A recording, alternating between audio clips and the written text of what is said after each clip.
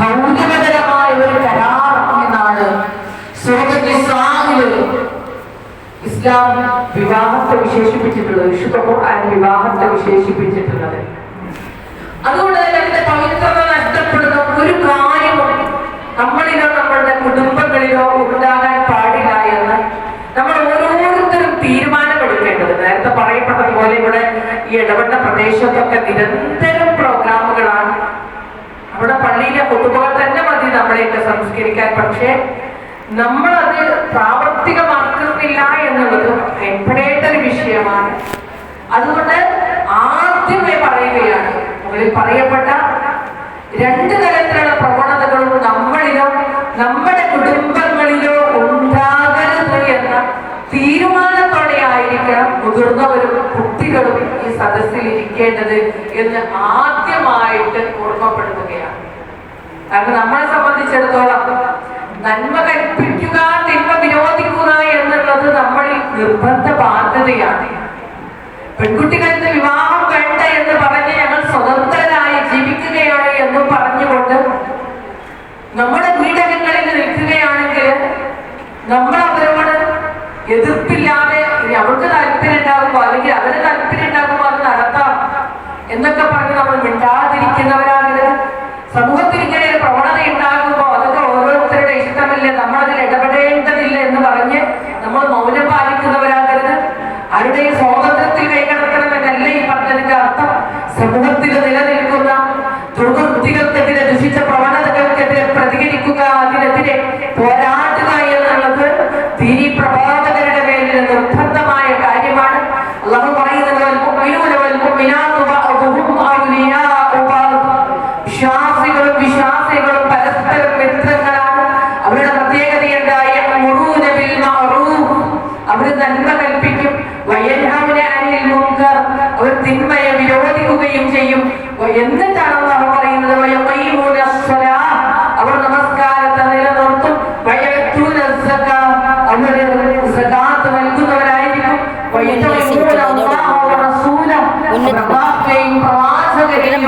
അനുസരിക്കുന്നവരായിരിക്കും.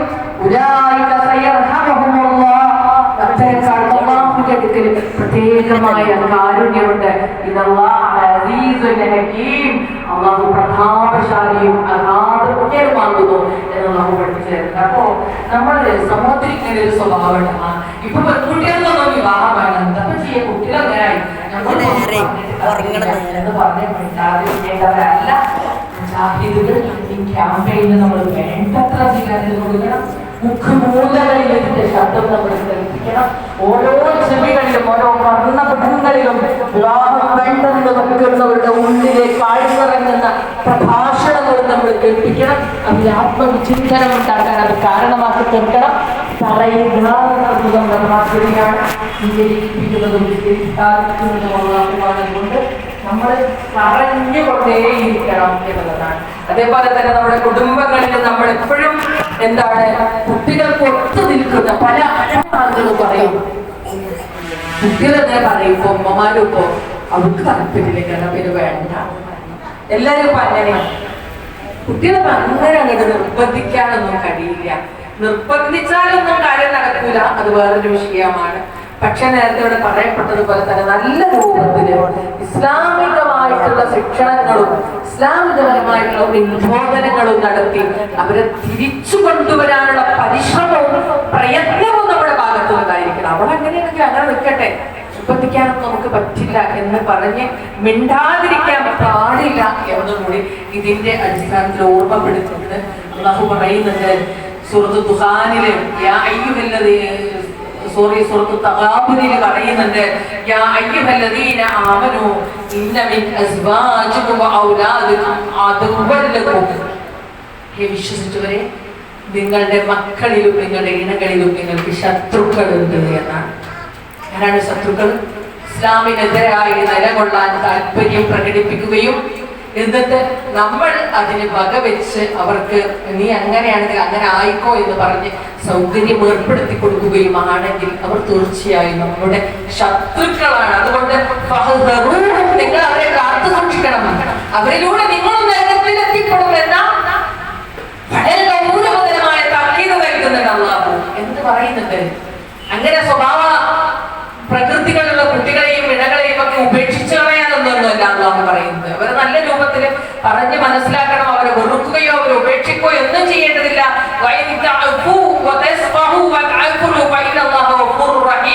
നിങ്ങൾ അവർക്ക് പുറത്തു കൊടുക്കുകയും അവരോടൊക്കെ വിട്ടുവീഴ്ച ചെയ്യുകയും ചെയ്യുന്നുവെങ്കിലോ നിശ്ചയമായും അള്ളാഹു ഏറെ പൊറുക്കുന്നവരും കരുണാനിധിയുമാണ് എന്ന് അള്ളാഹു പറയുന്നുണ്ട്. അവർ അത്തരക്കാരാണ് എന്ന് വിചാരിച്ച് അവരെ ഉപേക്ഷിക്കണമെന്നോ വെറുക്കണമെന്നോ എന്നല്ല, പക്ഷേ ആ ശത്രുക്കളെ നമ്മൾ അറിയണം. അതിനോട് സഹകരിച്ച് നമ്മളും അവരുടെ സഹകാരികളായി മാറരുത്. അതിന്റെ ഭവിഷ്യത്തുകൾ അവരെ പറഞ്ഞ് ബോധ്യപ്പെടുത്തണം. നമ്മളോട് പറയപ്പെട്ടിട്ടുള്ളത് എന്നാണ്. അവര് ഇതിന്റെ പേരിൽ അവര് നരകത്തിലേക്ക് എത്തിപ്പെടുമെന്നുള്ള ഭയാനകമായ ചിന്ത അവർക്ക് പകർന്നു നൽകി അവരെ തിരിച്ചു വിളിക്കണം നമ്മൾ എന്നുള്ളതാണ് വളരെ കൃത്യമായിട്ട് നമ്മൾ മനസ്സിലാക്കേണ്ടത്. അതുകൊണ്ട് പ്രിയപ്പെട്ടവരെ, ഇവിടെ ഇന്ന് സമൂഹത്തിൽ നിലകൊള്ളുന്ന ഈ രണ്ട് ദുഷ്പ്രവണതകളെ നമ്മളൊന്ന് കൃത്യമായിട്ട് മനസ്സിലാക്കേണ്ടതുണ്ട്. നമ്മൾ അറിയണം, പുതിയ കുട്ടികൾ ഇവിടെ ഉണ്ടെങ്കിൽ അവരും അവരുടെ ഉമ്മമാരും അറിയണം, വിവാഹം അടിമത്തമാണ് എന്ന ഈ ഒരു പൊതുബോധം, ഇന്ന് സമൂഹത്തിൽ നിലനിൽക്കുന്ന ഈ ഒരു പൊതുബോധം, അതിൽ വല്ല യാഥാർത്ഥ്യവും ഉണ്ടാവും. കുട്ടികളോട് ചോദിച്ചു നോക്കൂ, കല്യാണം വേണ്ടെന്ന് പറയുന്ന കുട്ടികളോട് ചോദിച്ചു നോക്കൂ, എന്തുകൊണ്ടാ കല്യാണം വേണ്ടെന്ന് പറയുന്നത്? കുട്ടികളെന്താ പറയാന്നറിയോ? ഇപ്പോഴേ ഇപ്പോൾ കല്യാണമൊക്കെ കഴിഞ്ഞാൽ ഒരുപാട് പ്രയാസങ്ങൾ ഞാൻ അനുഭവിക്കേണ്ടി വരും, എൻ്റെ ഒരുപാട് സ്വാതന്ത്ര്യം നഷ്ടപ്പെടും, മറ്റുള്ളവരുടെ ഇഷ്ടത്തെ പരിഗണിച്ച് ജീവിക്കേണ്ടതായിട്ട് വരും എന്നിത്യാദി കാര്യങ്ങളൊക്കെ കുട്ടികൾ പറയുകയാണ്. അപ്പോൾ അതിനർത്ഥം എന്താണ്? വിവാഹം കഴിഞ്ഞാൽ സ്വാതന്ത്ര്യം നഷ്ടപ്പെടും, വിവാഹം ഒരു അടിമത്തമാണ്. എവിടെ നിന്നാണ് കുട്ടികൾക്ക് ഇങ്ങനെ ഒരു ചിന്താഗതി ബന്ധപ്പെട്ടത്? വിവാഹം എങ്ങനെയാണ് അടിമത്തമായി മാറുന്നത്? ഒരിക്കലും വിവാഹം ഒരു അടിമത്തമല്ല. പ്രത്യേകിച്ച് നമ്മൾ മാതാക്കൾ അറിയേണ്ടതുണ്ട്. പഴയ തലമുറ അവർക്ക് നൽകിയ ഒരു തെറ്റായ മെസ്സേജ് ഇതിന് ഫലം നൽകിയിട്ടുണ്ട്. ലിബറൽ ചിന്താഗതിക്കാർ ഇങ്ങനെ ഒരു തെറ്റായ സന്ദേശം നൽകിയപ്പോൾ, വിവാഹം കഴിച്ചാൽ നിങ്ങളുടെ സ്വാതന്ത്ര്യം നഷ്ടപ്പെടും, നിങ്ങളുടെ സ്വതന്ത്രമായ ജീവിതത്തിൽ അത് വിഘ്നം സൃഷ്ടിക്കും, നിങ്ങളുടെ ഇഷ്ടാനിഷ്ടങ്ങളെ നിങ്ങൾ ഒഴിച്ചുകൂടേണ്ടി വരും, നിങ്ങൾ മറ്റുള്ളവരുടെ താല്പര്യത്തിനനുസരിച്ച് ജീവിക്കേണ്ടി വരും, നിങ്ങൾ കഷ്ടപ്പെടേണ്ടി വരും, ഗാർഹിക പീഡനങ്ങളൊക്കെ അനുഭവിക്കേണ്ടി വന്നത് വിവാഹത്തിന്റെ പേരിലാണ് എന്നൊക്കെ പറഞ്ഞ് അവരെ തെറ്റായ ഒരു വഴിയിലേക്ക് കൂട്ടിക്കൊണ്ടുപോയപ്പോ അത്തരം ചിന്താഗതികൾക്ക് ബലം നൽകുന്ന ചില സന്ദേശങ്ങൾ ഉമ്മമാരെന്ന നിലക്ക് ഞാനും നിങ്ങളും സമൂഹത്തിലേക്ക് നമ്മുടെ മക്കൾക്ക് നൽകിയിട്ടുണ്ട് എന്ന് പറഞ്ഞാൽ അതൊരു യാഥാർത്ഥ്യമാണ്. അതെന്താണ്? നമ്മൾ പറയാം, ഞാനൊരു പെണ്ണാണ് എന്നതിനെ ഒരുപാട് അനുഭവിച്ചിട്ടുണ്ട്, പഠിച്ചു വല്ല ജോലി ഉണ്ടായിരുന്നെങ്കിൽ എനിക്ക് ഈ ഒരു ഗതി വരില്ലായിരുന്നു. അതിന്റെ അർത്ഥം ഈ അടുക്കളയിൽ കിടക്കുന്ന എൻ്റെ ഉപ്പയുടെ കീഴിൽ കിടക്കുന്ന ഒരു അടിമയാണ് എൻ്റെ ഉമ്മ, ഒരുപാട് കഷ്ടപ്പാട് അനുഭവിക്കുന്നുണ്ട് എന്നൊക്കെയാണ് ആ പറഞ്ഞതിന്റെ അർത്ഥം. അതേപോലെ ചില ആളുകൾ പറയും, പടച്ചോനെ ഞാനൊക്കെ വന്ന കാലത്ത് അനുഭവിച്ച യാതനകൾ എത്രയാ. ചിലപ്പോ കൊല്ലങ്ങൾക്ക് മുമ്പ് മരിച്ചുപോയ അമ്മായിമാരെയാണ് ആ പറയുന്നത്. അന്നൊക്കെ ഒന്ന് കോണിപ്പെടുമ്പോ കൂടി ഉറക്കനെ ഇറങ്ങി കയറാൻ പറ്റൂല, അതിന് പോലും ചീത്ത പറയും. ആരൊന്നും പറയൂല, മണ്ണ് കിടക്കണ മനുഷ്യനാണ് പറയുന്നത്. ഇങ്ങനെ അമ്മായിമ്മയൊക്കെ വലിയ എന്തോ ഒരു ഭീകര ജീവിയാണ് എന്ന സന്ദേശമൊക്കെ നമ്മൾ ആർക്ക് കൊടുത്തിട്ടുണ്ട്? നമ്മുടെ മക്കൾക്ക് കൊടുത്തിട്ടുണ്ട്. അതുകൊണ്ട് അവർ പുറത്തു നിന്ന് കിട്ടിയ ഈ ഒരു സംഗതിയെ അതിനോട് കൂട്ടി വായിച്ചപ്പോ വിവാഹം ഒരു ഭയാനകമായ കാര്യമാണ് എന്നിടത്തേക്ക് നമ്മുടെ മക്കൾ എത്തിപ്പെട്ടു എന്ന് പറഞ്ഞാൽ അതിൽ നമ്മൾ കൂടി പങ്കാളികളാകരുത്. ഇതൊക്കെ ഈ പറയുന്നതിൽ എത്രത്തോളം യാഥാർത്ഥ്യമുണ്ട് എന്ന് അറിയണമെങ്കിൽ വീട്ടിലെ മക്കളോട് ചോദിച്ചാൽ മതി. നിങ്ങൾക്ക് കല്യാണം വേണ്ടേ എന്ന് ചോദിച്ചാൽ അവർ വീറും വാശിയുമായിട്ട് ഇങ്ങനെ വരും. ഞാനിപ്പോ സ്വകായിട്ട് ഇവിടെ ഇരിക്കണത് നിങ്ങൾക്ക് പറ്റണില്ലേ എന്നാണ് കുട്ടികൾ ഉമ്മനോട് ചോദിക്കുന്ന ഒരു ചോദ്യം അല്ലേ. അപ്പൊ അതുകൊണ്ട് നമ്മൾ നമ്മുടെ മക്കളെ ഭയപ്പെടേണ്ടതുണ്ട്, അവരുടെ സ്വഭാവത്തിൽ നമ്മൾ ഇടപെടേണ്ടതുണ്ട്, അവരുടെ ചിന്തകളിൽ അവരുടെ വികാരങ്ങളിൽ മാറ്റമുണ്ടാക്കാനുള്ള ഇടപെടലുകള് ഉമ്മമാരെന്ന നിലക്ക് എന്റെയും നിങ്ങളുടെയും ഭാഗത്തു നിന്നുണ്ടായിരിക്കണം. വിവാഹം അത്ര ഭയപ്പെടേണ്ട കാര്യമൊന്നുമല്ല. വിവാഹത്തെ സംബന്ധിച്ച് നമ്മൾ അറിയേണ്ടത് അത് മനുഷ്യന്റെ മാനസിക ശാരീരിക ഉല്ലാസങ്ങളുടെ പൂർത്തീകരണം എന്താണ്? മാനസിക ശാരീരിക ഉല്ലാസങ്ങളുടെ പൂർത്തീകരണത്തിന് വിവാഹം അനിവാര്യമാണ് ഒരു വിശ്വാസിക്ക്, പ്രത്യേകിച്ചും. അതല്ലാത്ത ഒരു മാർഗങ്ങളും വിശ്വാസിക്ക് തേടാൻ കഴിയില്ല. ഇണയോടൊത്തിരിക്കുന്ന നിമിഷങ്ങൾ, ഇണയുമായിട്ട് നടത്തുന്ന സല്ലാപങ്ങൾ, അവരൊന്നിച്ചുണ്ടാകുന്ന ഏറ്റവും അനുഭൂതിദായകമായ നിമിഷങ്ങൾ, അതൊക്കെ ഒരു മനുഷ്യന് നൽകുന്ന, ഏറ്റവും മനസ്സിന് നൽകുന്ന ഉല്ലാസവും സന്തോഷവും ഏറെ വലുതാണ് എന്ന് വളരെ കൃത്യമായിട്ട് മക്കൾക്ക് പഠിപ്പിച്ചു കൊടുക്കണം. അത് വേറൊരു മനുഷ്യനിൽ നിന്നും ലഭിക്കപ്പെടുകയില്ല. അത് മക്കളിൽ നിന്നോ മാതാപിതാക്കളിൽ നിന്നോ സുഹൃത്തുക്കളിൽ നിന്നോ ഒന്നും തന്നെ ലഭിക്കപ്പെടാത്ത മനുഷ്യന്റെ മാനസിക ശാരീരിക ഉല്ലാസങ്ങൾ സാധ്യമാകുന്നത് ഭർത്താവിന് ഭാര്യയിൽ നിന്നും, ഭാര്യയിൽ നിന്ന് ഭാര്യക്ക് ഭർത്താവിൽ നിന്നുമാണ് എന്ന് കൃത്യമായിട്ട് പഠിപ്പിച്ചു കൊടുക്കുവാൻ നമുക്ക് സാധ്യമാകണം. പക്ഷേ അവരോട് നമ്മളത് പറഞ്ഞു കൊടുക്കുമ്പോൾ അവർ തിരിച്ചു ചോദിക്കാൻ സാധ്യതയുള്ള ഒരു ചോദ്യം ഉണ്ട്. എന്നിട്ട് നിങ്ങളുടെ ജീവിതത്തിൽ ഞാനതൊന്നും കാണുന്നില്ലല്ലോ, നിങ്ങൾ ഈ പനി കണ്ടിട്ടുണ്ടെങ്കിൽ എപ്പോഴും കീരിമയും പാമ്പിനെയും കണ്ട പോലെയാണ്. ആ മാനസിക ശാരീരിക ഉല്ലാസത്തിൽ കിട്ടുന്ന വളരെ രസകരമായ ഒരു ജീവിതമൊന്നും നിങ്ങളിൽ കണ്ടിട്ടില്ലല്ലോ എന്ന് മക്കൾ തിരിച്ചു ചോദിക്കാൻ ഇടയാവരുത്. നമ്മൾ ഏറ്റവും നല്ല ഇണകളായിട്ട് മാറണം. ഏറ്റവും നല്ലൊരു ഇണകളാകാൻ നമ്മളെ കൊണ്ട് സാധിക്കണം. നമ്മളൊക്കെ നമ്മുടെ പ്രായം, സ്ത്രീകളുടെ ഒരു ഇടത്തരം പ്രായമൊക്കെ വളരെ അപകടകരമാണ്. ദേഷ്യവും അതേപോലെ തന്നെ വൈകാരിക പ്രക്ഷുബ്ധതയും ഒക്കെ ഇടചേർന്നൊരു പ്രായമാണ് ഇടത്തരം പ്രായം എന്ന് പറയുന്നത്. 30-നും 45-നും അല്ലെങ്കിൽ 30-നും 50-നും ഇടയിലുള്ള പ്രായം എന്നൊക്കെ പറയുന്നത്. മെനോപോസ് വരെ അത് വളരെ അപകടകരമായ ഒരു പ്രായമായിരിക്കും. ദേഷ്യം പിടിക്കും, വാശി പിടിക്കും, മറ്റുള്ളവരെ കുറ്റപ്പെടുത്തും ഒക്കെ ചെയ്യും. പക്ഷെ നമ്മള് അത്തരം ഘട്ടങ്ങളിൽ നമ്മളെ സംസ്കരിക്കണം. സ്വയം ഒരു സംസ്കരണം ആവശ്യമാണ്.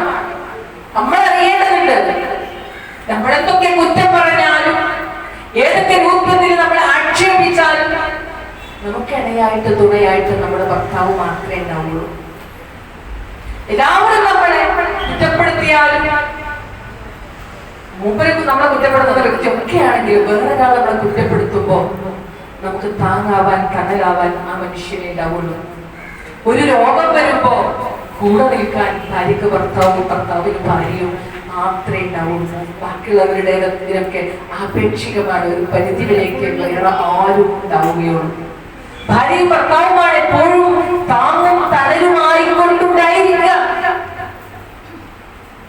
നമ്മളിപ്പോ വളരെയധികം അങ്ങോട്ടും ഇങ്ങോട്ടും ദേഷ്യം പിടിക്കുന്ന അല്ലെങ്കിൽ ചീത്ത വിളിച്ചുകൊണ്ടിരിക്കുന്ന ഒരു ഭാര്യയും ഭർത്താവുമാണെന്ന് ഇരിക്കുക. എന്നാലും വീട്ടിലേക്ക് കയറി വരുന്ന സമയത്ത് നമ്മൾ അവിടെ ഇല്ലെങ്കിൽ, അവരോട് പറയാതെ നമ്മൾ അവിടെ പോയിട്ടുണ്ടെങ്കിൽ എല്ലാവരുടെ മുഖത്തേക്ക് നോക്കിയിട്ട് നമ്മുടെ ഭർത്താവിന് ഒരു ചോദ്യം ഉണ്ടാവും, ഉമ്മ എവിടെ? അതിന്റെ അർത്ഥം എന്താണെന്നറിയോ? സമാധാനം കിട്ടണമെങ്കിൽ നമ്മൾ തന്നെ പരസ്പരം കാണണം, ഇരിക്കണം. എന്റെ രണ്ട് ചീത്ത കേട്ടാലും എനിക്കൊരു സമാധാനമാണെന്ന് ചില ഭർത്താക്കന്മാര് രസകരമായിട്ട് പറയും, അല്ലെ? അതിൽ പോലും സന്തോഷം കണ്ടെത്തുന്നവരുണ്ട്. അപ്പൊ ആ ഇണ ജീവിതത്തിന്റെ മനോഹാരിത നമ്മൾ പഠിപ്പിച്ചു കൊടുക്കണം. ഏത് പ്രായം ചെന്നാലും നഷ്ടപ്പെടാത്ത ഒന്നാണ് മനുഷ്യന്റെ പ്രണയം. നമ്മൾ വിചാരിക്കുന്നത് കുട്ടിക്കാലത്ത് സംഭവിക്കുന്ന എന്തോ ഒന്നാണ് എന്ന്. എത്ര പ്രായം ചെന്നാലും നഷ്ടപ്പെടാത്ത ഒരു നിർമ്മല വികാരമാണ് മനുഷ്യന്റെ ഹൃദയത്തിലെ പ്രണയം എന്ന് പറയുന്നത്. ഈ അടുത്ത കുറച്ച് ദിവസങ്ങൾക്ക് മുമ്പ് 75-ലധികം വയസ്സ് പ്രായമുള്ള ഒരു സ്ത്രീ മരിച്ചപ്പോ അവിടെ പോയി മയ്യത്തെടുക്കുന്നതിന് തൊട്ട് മുമ്പായിക്കൊണ്ട് 80-ലധികം വയസ്സ് പ്രായമുള്ളവരുടെ ഭർത്താവിനെ ഒരു വീൽ ചെയറിൽ ഇങ്ങനെ ഉന്തി കൊണ്ടുവരികയാണ് അവരുടെ മകൻ. മയ്യത്തിന്റെ മുൻപിലെത്തിയപ്പോ വിറക്കുന്ന കൈകളോടെ ആ മനുഷ്യനെ മുഖത്തെ തുണി ഇങ്ങനെ മാറ്റി, എന്നിട്ട് നിറഞ്ഞൊഴുകുന്ന കൺതടങ്ങളോടെ ആ മയ്യത്തിന്റെ നെറ്റിത്തടത്തിൽ ഒരു ഉമ്മ കൊടുത്തു. ആ മനുഷ്യനപ്പൊ തേങ്ങുന്നുണ്ട്. എന്നിട്ട് ഇങ്ങനെ മുഖം ഉയർത്തിപ്പിടിച്ചിട്ട് മകന്റെ മുഖത്തേക്ക് നോക്കിയിട്ട് പറയുന്നത്, മോനെ, ഇന്നലെ രാത്രി കൂടി ഉപ്പ ഉമ്മാന്റെ കൈ മെറുക്കെ പിടിച്ചാ കിടന്നത്. ഇനി ഉപ്പാക്ക് ആരാണടാ? മക്കളുണ്ട്, പേരക്കുട്ടികളുണ്ട്, ബന്ധുജനങ്ങൾ കൂട്ടി ചുറ്റിലുമുണ്ട്. അദ്ദേഹത്തിന്റെ പുറത്തിങ്ങനെ തലോടി കൊടുക്കുന്നുണ്ട് സമാധാനിപ്പിക്കാൻ. എന്നിട്ടും അദ്ദേഹം ചോദിക്കുക, ഇനി ഉപ്പാക്ക് ആരാണടാ?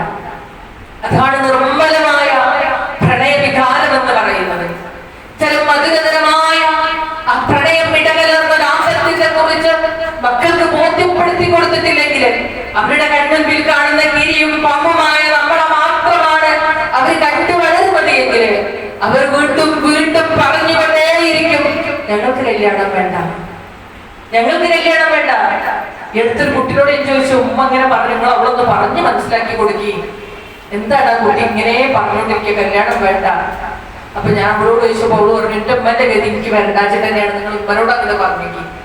എന്റെ ഉമ്മ നിർബന്ധിക്കുന്നുണ്ട് മോളെ, ഉമ്മൻ എന്തിനാ സങ്കടപ്പെടുത്തുന്നതെന്ന് ചോദിച്ചപ്പോ അവള് പറഞ്ഞ മറുപടിയാ, ആ ഉമ്മന്റെ ഗതിക്ക് വരണ്ടാച്ചിട്ടാണ്.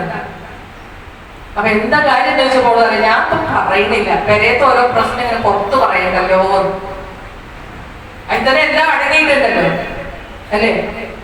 അത് വേറൊരു കുട്ടി കല്യാണം തീരുമാനിച്ചപ്പോ പറഞ്ഞത്രേ, വീട്ടിൽ നിന്ന് ഒരു കുട്ടിയുടെ അമ്മാമൻ എന്നെ വിളിക്കാം, എന്നെ വിളിച്ചിട്ട് പറഞ്ഞിരിക്കാൻ കുട്ടീനെ സംബന്ധിച്ച് പറയാനുണ്ട്, ആരാണ് എന്താണെന്ന് അറിയാത്തതുകൊണ്ട് ഞാൻ പറഞ്ഞു ആണുങ്ങളായതുകൊണ്ട് തന്നെ നിങ്ങൾ മെസ്സേജ് ചെയ്യുന്നു പറഞ്ഞു. അപ്പൊ പറഞ്ഞ എന്റെ പങ്കളുടെ മകൾ കല്യാണം തീരുമാനിച്ച് നിർബന്ധിച്ചാണ് നമ്മുടെ കല്യാണം തീരുമാനമാക്കിയത്. കല്യാണം തീരുമാനമായ ശേഷം കുട്ടി പറഞ്ഞത്രേ, എനിക്ക് ഈ കല്യാണം വേണ്ട. അപ്പൊ ഉമ്മയും പാപ്പയും സ്വാഭാവികമായി പറഞ്ഞു, മോളെ ഇത് തീരുമാനിച്ച കാര്യം ഇനി വേണ്ട വെക്കാനൊന്നും പറ്റില്ല. അതോട് കൂട്ടിയിട്ട് ആ കുട്ടി ഇറങ്ങിപ്പോവാ. ഇറങ്ങിപ്പോയിട്ട് അവൾ അമ്മാവന്റെ വീട്ടിൽ ചെന്നിട്ട് പറഞ്ഞ ഭീഷണി എന്താണെന്നറിയോ, എന്റെ കല്യാണം നടത്തൂല എന്ന് നിങ്ങൾ എനിക്ക് ഉറപ്പ് തരാണെങ്കിൽ ഞാൻ ഇവിടെ നിൽക്കും, എനിക്ക് ഇവിടെ നിൽക്കൂല, ഇവിടുന്ന് പോകുന്നു, എങ്ങോട്ടെങ്കിലും പോകും. ഒറ്റയ്ക്ക് ജീവിക്കാൻ എന്ത് ധൈര്യമുണ്ട്, എന്നാലും എന്തിന് ധൈര്യമില്ല, കല്യാണം കഴിഞ്ഞ് ജീവിക്കാൻ കുട്ടികൾക്ക് ധൈര്യമില്ല. അപ്പൊ അമ്മാമ അപ്പോഴത്തെ ഒരു കാര്യത്തിൽ പറഞ്ഞു, മോളെ ഞാനൊക്കെ പറഞ്ഞ് ശരിയാക്കിക്കൊള്ളാം, ആ കല്യാണം ഒന്നും നടക്കൂല, നീ ഇവിടെ നിൽക്കുക എന്ന് പറഞ്ഞ് അവളെ പിടിച്ചിരുത്തി സഹോദരിക്ക് ഫോൺ വിളിച്ചിട്ട് അവൾ ഇവിടെ എന്ത് പേടിക്കണമെന്നൊക്കെ പറഞ്ഞിട്ടാണ് എന്നെ വിളിക്കുന്നത്, നിങ്ങളൊന്ന് പറഞ്ഞു കൊടുക്കിയെന്ന് പറഞ്ഞു. ഞാൻ ആ കുട്ടിയോട് ഫോൺ ചെയ്ത് ചോദിച്ചു. അവള് പറഞ്ഞ എന്താണെന്നറിയോ, എനിക്ക് പേടിയാണ്. എന്താ പേടി? അന്യ വീട്ടിൽ ചെന്നിട്ട് നമ്മൾ എങ്ങനെയാ സ്വതന്ത്രമായിട്ട് ജീവിക്കുക? എനിക്ക് ആ പുരുഷന് ഒരു പരിചയമില്ല. ഇപ്പോഴത്തെ ഒരു ചിന്താഗതിയാണ്, ഒരു പരിചയമില്ലാത്തൊരു പുരുഷന്റെ കൂടെ എങ്ങനെയാ ജീവിക്കുക, ഒരു പരിചയമില്ലാത്തൊരു ഉമ്മന്റെ വാപ്പന്റെ കൂടെ എങ്ങനെയാ ജീവിക്കുക, അവരെന്റെ ആരുമല്ലല്ലോ, എന്നിങ്ങനെയുള്ള ഒരു അന്യതാ മനോഭാവം വന്നുപെട്ടിട്ടുണ്ട്. എനിക്ക് പേടിയാണ്. ഞാൻ അവർക്ക് കുറെ കാര്യങ്ങളൊക്കെ പറഞ്ഞ് മനസ്സിലാക്കി കൊടുത്ത ശേഷം ഞാൻ എപ്പോഴും പറയാറുള്ളത് പോലെ തന്നെ അവൾ ഇങ്ങനെ പറഞ്ഞതിന്റെ പേരിൽ അവളുടെ ഉമ്മന്റെ വാപ്പന്റെ വിഷമൊക്കെ പറഞ്ഞപ്പോഴാ അവളുടെ മനസ്സൊന്ന് ചഞ്ചലപ്പെട്ടത്. ഉമ്മ കരയുന്നുണ്ട് എന്നൊക്കെ പറഞ്ഞപ്പോ അവളും കരയാൻ തുടങ്ങി. അവസാനം ഞാൻ പറഞ്ഞു, ഉമ്മനി വാപ്പനെ വിളിച്ചിട്ട് സോറി പറയണം, ഞാൻ അങ്ങോട്ട് വരാന്ന് പറയണം, പഠിച്ചോന്റെ അനുഗ്രഹം കിട്ടും എന്നൊക്കെ പറഞ്ഞപ്പോ അവളൊന്ന് തണുത്തു. അപ്പോഴും എന്തിന്റെ പേരിലല്ല, കല്യാണത്തെ അംഗീകരിച്ചതിന്റെ പേരിലല്ല, സ്വന്തം ഉമ്മനോട് വാപ്പനോടുള്ള സ്നേഹത്തിന്റെ പേരില് കൊണ്ടുപോകണം അവൾ അടിയറവ് പറയാം. ആ കല്യാണം നടന്നാലും നടന്നില്ലെങ്കിലും നീ നിന്റെ ഉമ്മന്റെ വാപ്പന്റെ അടുത്തേക്ക് തിരിച്ചു പോകണമെന്ന് പറഞ്ഞിട്ടാണ് ഞാൻ പോകുന്ന വെച്ചത്. അപ്പോൾ പ്രിയപ്പെട്ടവരെ, എന്തോ വേണ്ടാത്ത ആവശ്യമില്ലാത്ത ഒരു ഭയം ഈ സമൂഹത്തിന് വന്നു പെട്ടിട്ടുണ്ട് എങ്കിൽ അവരുടെ മുന്നിൽ ഏറ്റവും മനോഹരമായ ഒരു ജീവിതം നമ്മൾ കാണിച്ചു കൊടുക്കണം. പ്രവാചകൻ സല്ലല്ലാഹു അലൈഹി വസല്ലമയുടെ ജീവിതത്തെ ആളുകൾ അങ്ങനെ എടുത്ത് പരിശോധിച്ചിട്ട് കുട്ടിക്കാലത്തെ നമ്മൾ പറഞ്ഞു കൊടുക്കണം. ആ കഥകളൊക്കെ അവരെ ഇഷ്ടപ്പെടട്ടെ, അവരുടെ മനസ്സിൽ രൂപപ്പെട്ട് വരട്ടെ മനോഹരമായ ഒരു വിവാഹ സങ്കല്പം. പ്രവാചകൻ സല്ലല്ലാഹു അലൈഹി വസല്ലമയുടെ വഫാത്തിന്റെ ഒരുപാട് വർഷങ്ങൾക്ക് ശേഷവും റസൂലുള്ളാഹി സ്വല്ലല്ലാഹു അലൈഹി വസല്ലമ പ്രണയത്തോടെ ഓർത്തിരുന്നു പ്രിയ സഖി ഖദീജ ബിബി റളിയല്ലാഹു അൻഹയെ. എല്ലാവർക്കും അറിയാതെ, എന്നാൽ സമൂഹം ഇപ്പോ പറയാത്ത അന്ന് ആ വിഷയങ്ങളൊക്കെ എടുത്തു പറയുമ്പോഴും എന്തിനാ പറയാതെ നമ്മള് പഴയ കാലത്തെ ഇത്തരം ഉപദേശങ്ങളും ഒന്ന് മാറ്റി തിരുത്തേണ്ടതുണ്ട് എന്നാണ് എനിക്ക് പറയാനുള്ളത്.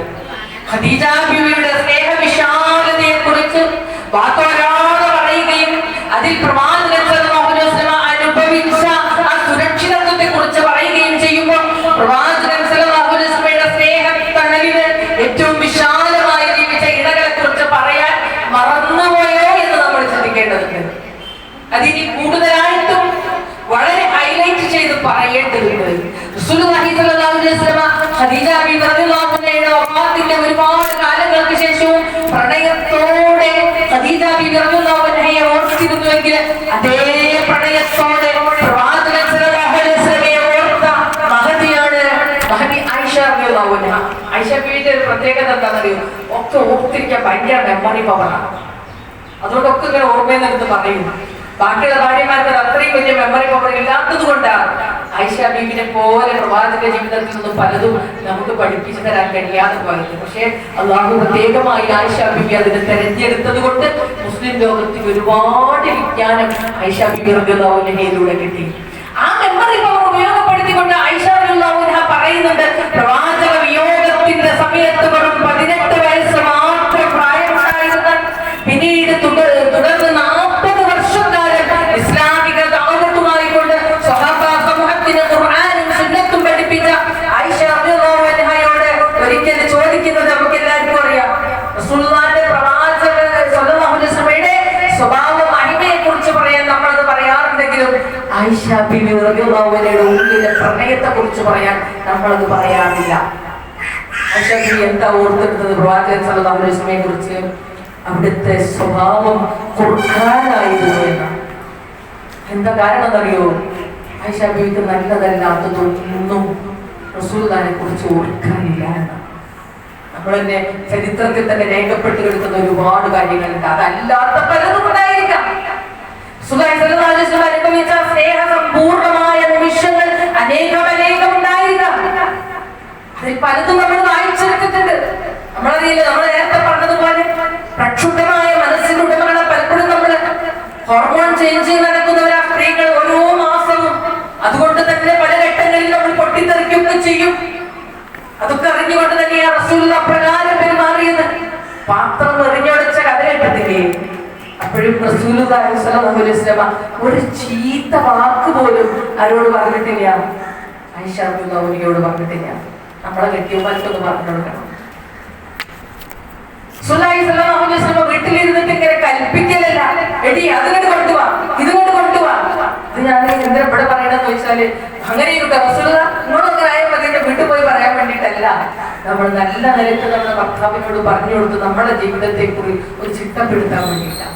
അവിടെ പോയി ദേഷ്യപ്പെടാനോ പരിഭവിക്കാനോ അല്ല. റസൂലുള്ള അടുക്കളയിലിറങ്ങും, ചരിത്രത്തിൽ കാണാം. എന്നിട്ട് ഭാര്യമാരോടൊപ്പം ഭക്ഷണം പാകം ചെയ്യും.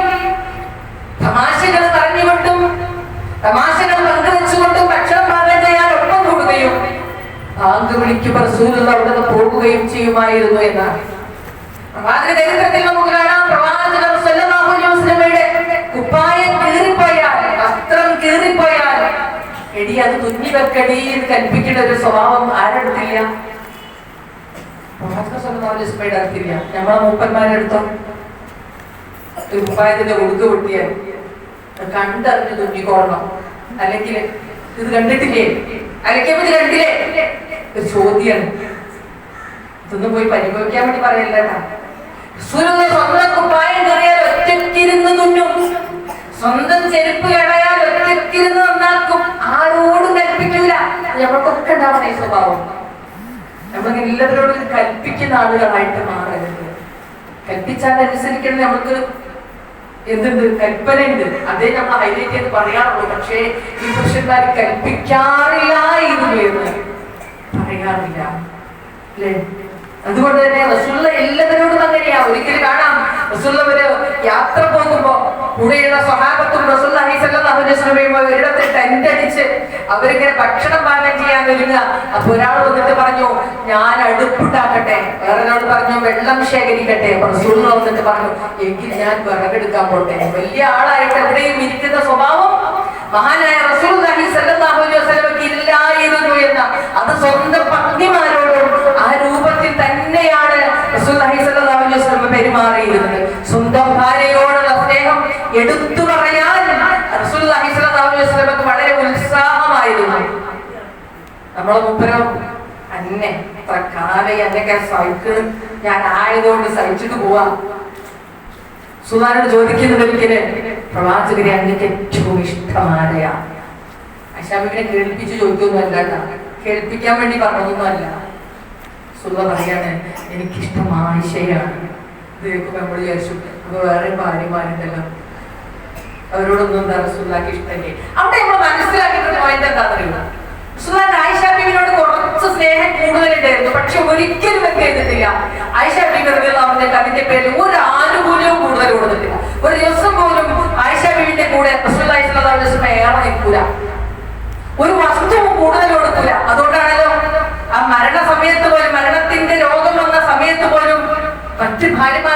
ഭാഗത്തേക്ക് നോക്കുക.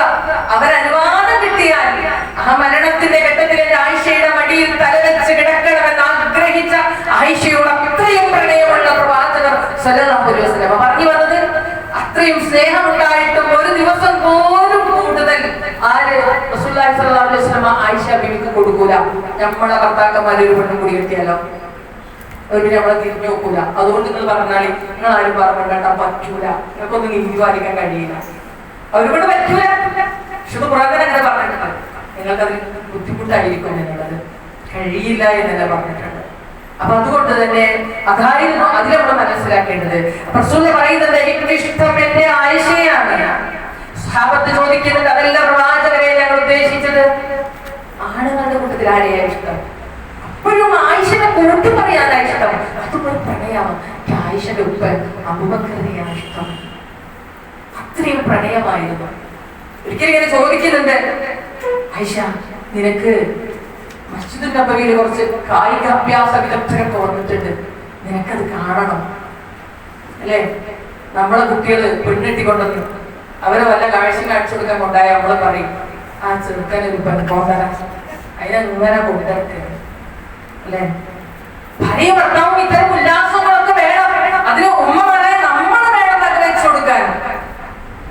ഇനി പ്രത്യേകിച്ചും കൂട്ടത്ത് പറയട്ടെ, ഞാൻ കുട്ടികൾ ചോദിക്കുന്ന വിവാഹത്തോട് ഭയം രേഖപ്പെടുത്തുന്ന കുട്ടികൾ ചോദിക്കുന്ന ഒരു ചോദ്യമുണ്ട്, ഉമ്മനും ബാപ്പനും ഞാൻ നോക്കൂല എന്ന കണ്ടീഷൻ വെക്കാൻ അനുവാദമുണ്ടോ?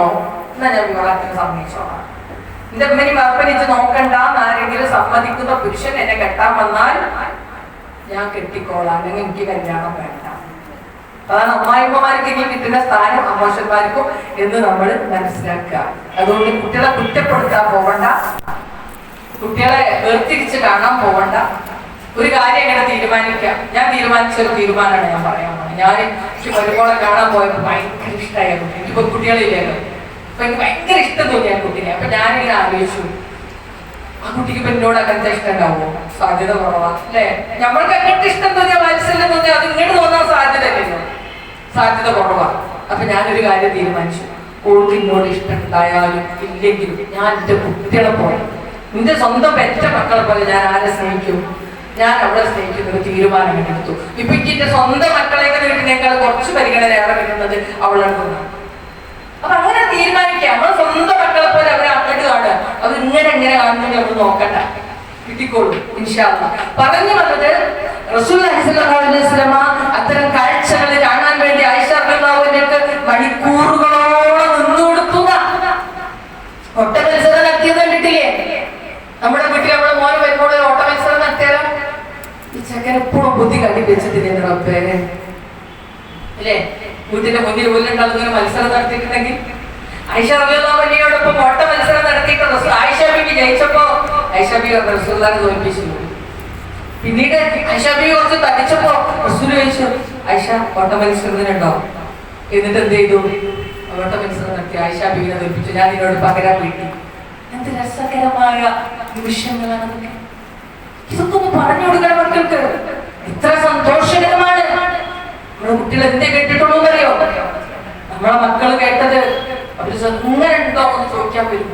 ഭർത്താവിന്റെ ലൈംഗിക താല്പര്യം പ്രകടിപ്പിച്ച് ഭർത്താവ് വന്നാൽ അതിന് വിസമ്മതം കൽപ്പിച്ച ഭാര്യയെ രാവിലെ വരെ പ്രഭാതം വരെ മലായിക്കത്തുകൾ ശപിച്ചുകൊണ്ടിരിക്കുമെന്ന് പറയുമ്പോൾ അതിന് മനഃശാസ്ത്രപരമായ ഒരുപാട് വശങ്ങളുണ്ട്. അത് നമ്മൾ സമ്മതിച്ചു കൊടുക്കണം. ഒരു പുരുഷന്റെ ഉള്ളിൽ അത്തരം ലൈംഗിക വികാരങ്ങൾ ഉണർന്നാൽ, അതിന്റെ ഭാര്യ വിസമ്മതം പ്രകടിപ്പിച്ചാൽ ആ പുരുഷൻ തെറ്റായ ചിന്തകളിലേക്കും ആ ചിന്തകളിലൂടെ തെറ്റായ പ്രവർത്തനങ്ങളിലേക്കും പോകാൻ 100% സാധ്യതയുണ്ട്. അതുകൊണ്ടാണ് അങ്ങനെ ഒരു കൽപ്പന നമ്മളോടുള്ളത്, നമ്മൾ മനസ്സിലാക്കണം. എന്നാൽ ഇതേ കാര്യം പറഞ്ഞു കൊടുക്കുന്നത് പറയാറില്ല. മഹാനായ റസൂലുള്ളാഹി സ്വല്ലല്ലാഹു അലൈഹി വസല്ലം ആയിഷ റളിയല്ലാഹു അൻഹയുടെ അടുക്കൽ വരുന്നുണ്ട്. ഓർമ്മ ശരിയാണെങ്കിൽ സൂറത്ത് ആൽ ഇംറാനിലെ നബി ഖൽഖിസ് സമാവാതി വൽ അർദ് എന്ന് തുടങ്ങുന്ന ആയത്തുണ്ടല്ലോ. നമ്മളിങ്ങനെ ആകാശലോകങ്ങളിലേക്ക് ഒക്കെ നോക്കിക്കൊണ്ട് അല്ലാഹുവിനെ നിന്നുകൊണ്ട് വിരുന്നുകൊണ്ടും ഓർക്കുന്നവരായ അടിയാന്മാരെ കുറിച്ച് പറയുന്ന ആ ആയത്തിൽ അത് അവതരിച്ച രാത്രി ആയിഷ റളിയല്ലാഹു അൻഹയുടെ അടുക്കൽ വന്നിട്ട് റസൂൽ ചോദിക്കുന്നത്, ആയിഷ ഇന്ന് നിനക്ക് അവകാശപ്പെട്ട എന്റെ ദിവസമാണ്, നീ സമ്മതിക്കും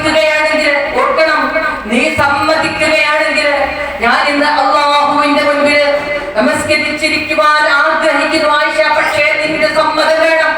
അല്ലാഹുവിന്റെ മുന്നിൽ നമസ്കരിക്കാൻ ആ രാത്രി ഭാര്യയിൽ നിന്നും ചോദിച്ചു വാങ്ങുകയാണ് റസൂലുള്ളാഹി സ്വല്ലല്ലാഹു അലൈഹി വസല്ലം. നമ്മുടെ ഭർത്താക്കന്മാരൊക്കെ മണിക്കൂറുകളോളം മൊബൈലിൽ ഇരുന്നിട്ടും കമ്പ്യൂട്ടറിന്റെ മുമ്പിൽ ഇരുന്നിട്ടും നമ്മളോട് ഒരു വാക്ക് ചോദിക്കാറുണ്ടോ? നീ അനുവദിക്കോ എന്നെ എങ്ങനെ ഇരിക്കാൻ ചോദിക്കൂ. നമ്മളെന്തായാലും നിങ്ങളെന്താ കിടക്കാത്ത പോയി ചിലട്ട് തെറിയിട്ട് പറയും വേറെ പച്ച മലയാളത്തിൽ വേറെ എന്തെങ്കിലും. അപ്പൊ ചോദിക്കണേ ഇന്നെന്നെ സമ്മതിക്കുമോ ആയിഷ? ആയിഷ പറയാ ഒരുപാട് ദിവസം മാറ്റി നോറ്റിരുന്ന് കിട്ടിയ ദിവസം അത് നഷ്ടപ്പെടുത്തി കളയാൻ ആയിഷ ബീവിക്ക് ഇഷ്ടമില്ല. അങ്ങയോടത്തുള്ള ആ സന്തോഷകരമായ നിമിഷങ്ങളെ ഞാൻ ആഗ്രഹിച്ച് കാത്തിരിക്കുകയാണ് റസൂലുള്ളാഹ്.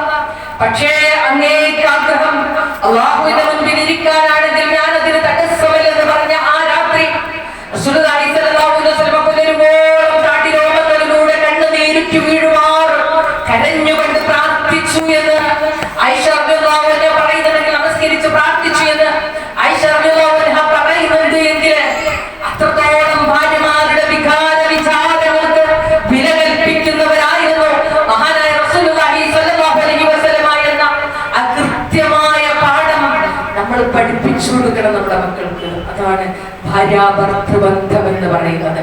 സ്വന്തം ഭാര്യയെ മുഴുവൻ പേര് പോലും പ്രവാചകൻ സ്വല്ലല്ലാഹു അലൈഹി വസല്ലം വിളിക്കില്ല. ആയിഷ എന്ന് വിളിക്കൂല, വളരെ സ്നേഹത്തോടെ ആയിഷനെ വിളിക്കും. നമ്മളൊക്കെ എന്താ വിളിക്കരുതെന്ന് ആലോചിച്ചാൽ മതി. ഞാനൊരു ആയിഷ അല്ലേ? നമ്മളൊക്കെ എന്താ വിളിക്കാന്ന് ആലോചിച്ചാൽ സ്നേഹത്തോടെയുള്ള വിളി ആയിരിക്കണം. അത് പകുതി പേരായാലും മുഴുവൻ പേരായാലും ആ ശൈലിക്ക് ഒരു സ്നേഹം ഉണ്ടായിരിക്കണം. അങ്ങോട്ട് വിളിക്കുമ്പോഴും ഇങ്ങോട്ട് വിളിക്കുമ്പോഴും ആ നോട്ടത്തില് ഒരു സ്നേഹം ഉണ്ടായിരിക്കണം. ആ ഇടപെടലുകളില് ഒരു സ്നേഹം ഉണ്ടായിരിക്കണം. ആ കൊടുക്കൽ വാങ്ങലുകളില് ഒരു സ്നേഹവും ഇഷ്ടവും ഇങ്ങനെ നിറഞ്ഞു നിൽക്കണം. അത് കാണുമ്പോൾ മക്കളും വിചാരിക്കും എനിക്ക് വേണം ഇതുപോലെ സ്നേഹമുള്ള ഒരു ഇണ. പക്ഷെ അത് നമ്മളിൽ ഉണ്ടോ എന്ന് നമ്മൾ ചിന്തിക്കേണ്ടതുണ്ട്. ഞാൻ നേരത്തെ പറഞ്ഞതുപോലെ അവര് തന്നെയാണ് നമുക്ക് താങ്ങും തണലുമാകാനുള്ളവർ. അതുകൊണ്ട് ആ ഒരു ബന്ധത്തിന്റെ പവിത്രതയെ നമ്മൾ ഓരോരുത്തരും കാത്തു സൂക്ഷിക്കേണ്ടത് അനിവാര്യമാണ് എന്ന് നമ്മൾ മനസ്സിലാക്കുക. ഇനി മറ്റൊന്ന്, വിവാഹം വേണ്ടെന്ന് വെച്ച് ജീവിച്ചാൽ അത് പ്രായോഗികമാണോ എന്നുള്ളതാണ്. നിങ്ങൾ പറയുന്നുണ്ടല്ലോ, കുട്ടികൾക്ക് പറഞ്ഞു കൊടുക്കണം വിവാഹം വേണ്ടെന്ന് വെച്ച് ജീവിക്കുക എന്നുള്ളത് ഒരിക്കലും സാധ്യമാകുന്ന കാര്യമല്ല. കാരണം മനുഷ്യവർഗത്തിന്റെ സൃഷ്ടിപ്പ് പ്രകാരമാണ്, ഇണകളാക്കിയിട്ടാണ് അല്ലാഹു നമ്മളെ സൃഷ്ടിച്ചിട്ടുള്ളത് എന്നുള്ളത് നമുക്കറിയാം. അല്ലാഹു മനുഷ്യരെ സൃഷ്ടിച്ച അല്ലെങ്കിൽ ഇണകൾ സൃഷ്ടിച്ച രൂപം പറയുന്നത് സുബ്ഹാനല്ലദീ ഖലഖൽ അസ്വാജ കുല്ലഹാ മിമ്മാ തുംബിതുൽ അർദു വമിൻ അൻഫുസിഹിം വമിമ്മാ ലാ യഅലമൂൻ. എല്ലാ ഇടവർഗങ്ങളെയും സൃഷ്ടിച്ചിട്ടുള്ളവൻ മഹാപരിശുദ്ധനത്രേ എന്നാണ് പറയുന്നത്. മനുഷ്യരെയും എല്ലാ ജീവജാലങ്ങളെയും ഇണകളായി സൃഷ്ടിച്ചത് അല്ലാഹുവിന്റെ ദൃഷ്ടാന്തമാണ് എന്നും അല്ലാഹു പറയുന്നുണ്ടല്ലോ, നിങ്ങൾക്ക് നിങ്ങളിൽ നിന്ന് തന്നെ ഇണകളെ സൃഷ്ടിച്ചവരാണെന്ന് പറയുമ്പോൾ നമ്മൾ ഇണകളാക്കി സൃഷ്ടിക്കപ്പെട്ടത് കൊണ്ട് തന്നെ ഓരോ മനുഷ്യന്റെ മനസ്സും ശരീരവും സ്വാഭാവികമായും ഇണയെ തേടുന്നുണ്ട്. വേണ്ടെന്ന് ആരെങ്കിലും പറഞ്ഞാൽ അത് ഒരു കപടവാദമാണ്. അവർ സ്വയം വിചാരിക്കുക എനിക്ക് ഇണനെ വേണ്ട, അങ്ങനെ വിചാരിക്കുകയാണ്. പക്ഷെ അവരുടെ മനസ്സും ശരീരവും അത് തേടിക്കൊണ്ടിരിക്കുന്നുണ്ട്. ഇനിയിപ്പോ ഒരാൾക്ക് ഇണയെ വേണ്ടെന്നുള്ള ഒരു ഉറച്ച തീരുമാനത്തിലെത്തിയാലും അത് അപകടത്തിൽ പെട്ടുപോകാനുള്ള സാധ്യത വളരെ കൂടുതലാണ്. നിർബന്ധിത സാഹചര്യത്തിൽ അങ്ങനെ അകപ്പെട്ടു പോയവരെ കുറിച്ചല്ല പറയുന്നത് കേട്ടോ. അത്തരക്കാർക്കൊക്കെ മഹത്തരമായ പ്രതിഫലം ഉണ്ടാവുള്ളൂ നാട്ടിന്റെ അടുത്ത്. അവരെത്രത്തോളം അതിന്റെ പേരിൽ ക്ഷമിച്ചോ സഹിച്ചോ. മറിയം ബീവിനെ കുറിച്ചതാണല്ലോ പറയുന്നത്. അവര് വിശ്വാസികൾക്ക് മാതൃകയായത് തന്നെ ഒരു പുരുഷന്റെ സ്പർശനമേൽക്കാതെ ജീവിക്കേണ്ടി വന്നിട്ട് പോലും അള്ളാഹുവിന്റെ നിയമങ്ങൾ പാലിച്ച് ജീവിച്ചത് കൊണ്ടാണ് അള്ളാഹു അവരെ ലോകാവസാനം വരെയുള്ള വിശ്വാസികൾക്ക് മാതൃകയാക്കി പഠിപ്പിച്ചത്. മുഖ്യസ്ഥാനങ്ങളെ കാത്തു സൂക്ഷിച്ചു. ഒരു തോന്നിവാസങ്ങൾക്ക് ഒരു വൃത്തികേടുകൾക്കും പോയില്ല. ഇത് ഞാൻ പറഞ്ഞത് അള്ളാഹുവിന്റെ തീരുമാനപ്രകാരം ഇണയെ ലഭിക്കാതെ നിൽക്കുന്ന ആളുകളെ സംബന്ധിച്ചാണ്. അവർ വളരെ മഹത്തരമായ പദവിയിലാണുള്ളത്. എന്നാൽ എന്നിട്ടും അവർ സദാചാരം കാത്തു സൂക്ഷിച്ച് ജീവിക്കുന്നുവെങ്കിൽ അവർ മഹത്തരമായ പദവിയിലാണ്. എന്നാൽ വിവാഹം വെറുതെ വേണ്ടെന്ന് വെക്കുന്നവർക്ക് അത് അപ്രായോഗികമായ ഒരു കാര്യം തന്നെയാണ്. ഒരിക്കൽ 29 വയസ്സായ ഒരു പെൺകുട്ടിയുടെ വിവാഹം നടന്ന വിഷയം ആ കുട്ടിയുടെ ഉമ്മ പറയുന്നുണ്ട്. 29 വയസ്സ് വരെ കുട്ടിക്ക് വിവാഹം വേണ്ട വേണ്ട എന്ന് വാശി പിടിച്ചു. 3 കുട്ടികളാണ്. മൂത്ത ആൺകുട്ടിയുടെയും രണ്ടാമത്തെ പെൺകുട്ടിയായി മകളുടെയും കല്യാണാലോചനകൾ വീട്ടിൽ നടന്നപ്പോ കുട്ടി ഒറ്റക്കാലിൽ നിന്ന് തപസ് എനിക്ക് കല്യാണം വേണ്ടെന്ന് പറഞ്ഞ നിങ്ങൾ ഏത് ചക്കരെ കൊണ്ടെന്നാലും ഞാൻ കെട്ടൂല, വേണം നിങ്ങൾ എത്തിക്കോ എന്നാ കുട്ടി പറഞ്ഞു. എന്തായാലും ആ ഉമ്മയും ബാപ്പയും നിസ്സഹായരായ കുട്ടിയുടെ കല്യാണം നടത്താതെ ആൺകുട്ടിയുടെ കല്യാണം നടത്തി കൊടുത്തു. അങ്ങനെ 2 കുട്ടികളായി. ഈ കുട്ടിയുടെ പഠനമൊക്കെ കഴിഞ്ഞു, എനിക്ക് ജോലി ആവണമെന്ന് പറഞ്ഞു. ജോലിയിൽ പ്രവേശിച്ചു. എന്നിട്ട് കുട്ടി കല്യാണത്തിന് സമ്മതിക്കുന്നില്ല. അവളെക്കാളും 2 വയസ്സിന് ഇളയതാണ് അനിയൻ. അവസാനം അവന് കല്യാണപ്രായത്തിൽ അവൻ കല്യാണം കഴിച്ചു, അവനൊരു കുട്ടിയായി. എന്നിട്ടും ഇവൾക്ക് വിവാഹം വേണ്ട, അവള് വീട്ടിൽ നിൽക്കുക. ഇനി അവളെ എഴുതി തള്ളി ആര്? വീട്ടുകാരൻ. അതിന്റെ ഇടയിലോട് ഒന്ന് പറയാ, എനിക്കെന്തുണ്ട്, ഒരു ആൺകുട്ടിനെ ഇഷ്ടമാണ്, കല്യാണം കഴിച്ചത്. 29ാമത്തെ വയസ്സിൽ വീട്ടിലേക്ക് ആശ്വാസമായി. അവളെങ്കിലും ഒരാളെ കണ്ടുപിടിച്ചല്ലോ, ഇന്നത്തെങ്കിലും ഒന്ന് കല്യാണം കഴിച്ചു വിടാലോ. ഏതാണ് ചെക്കൻ? എവിടുന്നാ കണ്ടത്? ഇൻസ്റ്റാഗ്രാം എന്നാണ്. നോക്കൂ നിങ്ങള്, നമ്മുടെ ശരീരവും നമ്മുടെ മനസ്സും ഇണയത്തോടും തേടുമ്പോ ഏതെങ്കിലും ഒരു ദൗർബല്യത്തിൽ പെട്ടുപോകും എന്നുള്ളതിന്റെ തെളിവാണ്. എത്ര വേണ്ടെന്ന് വാശി പിടിച്ചാലും. ആ കുട്ടിയെ കുറിച്ച് അന്വേഷിച്ചു.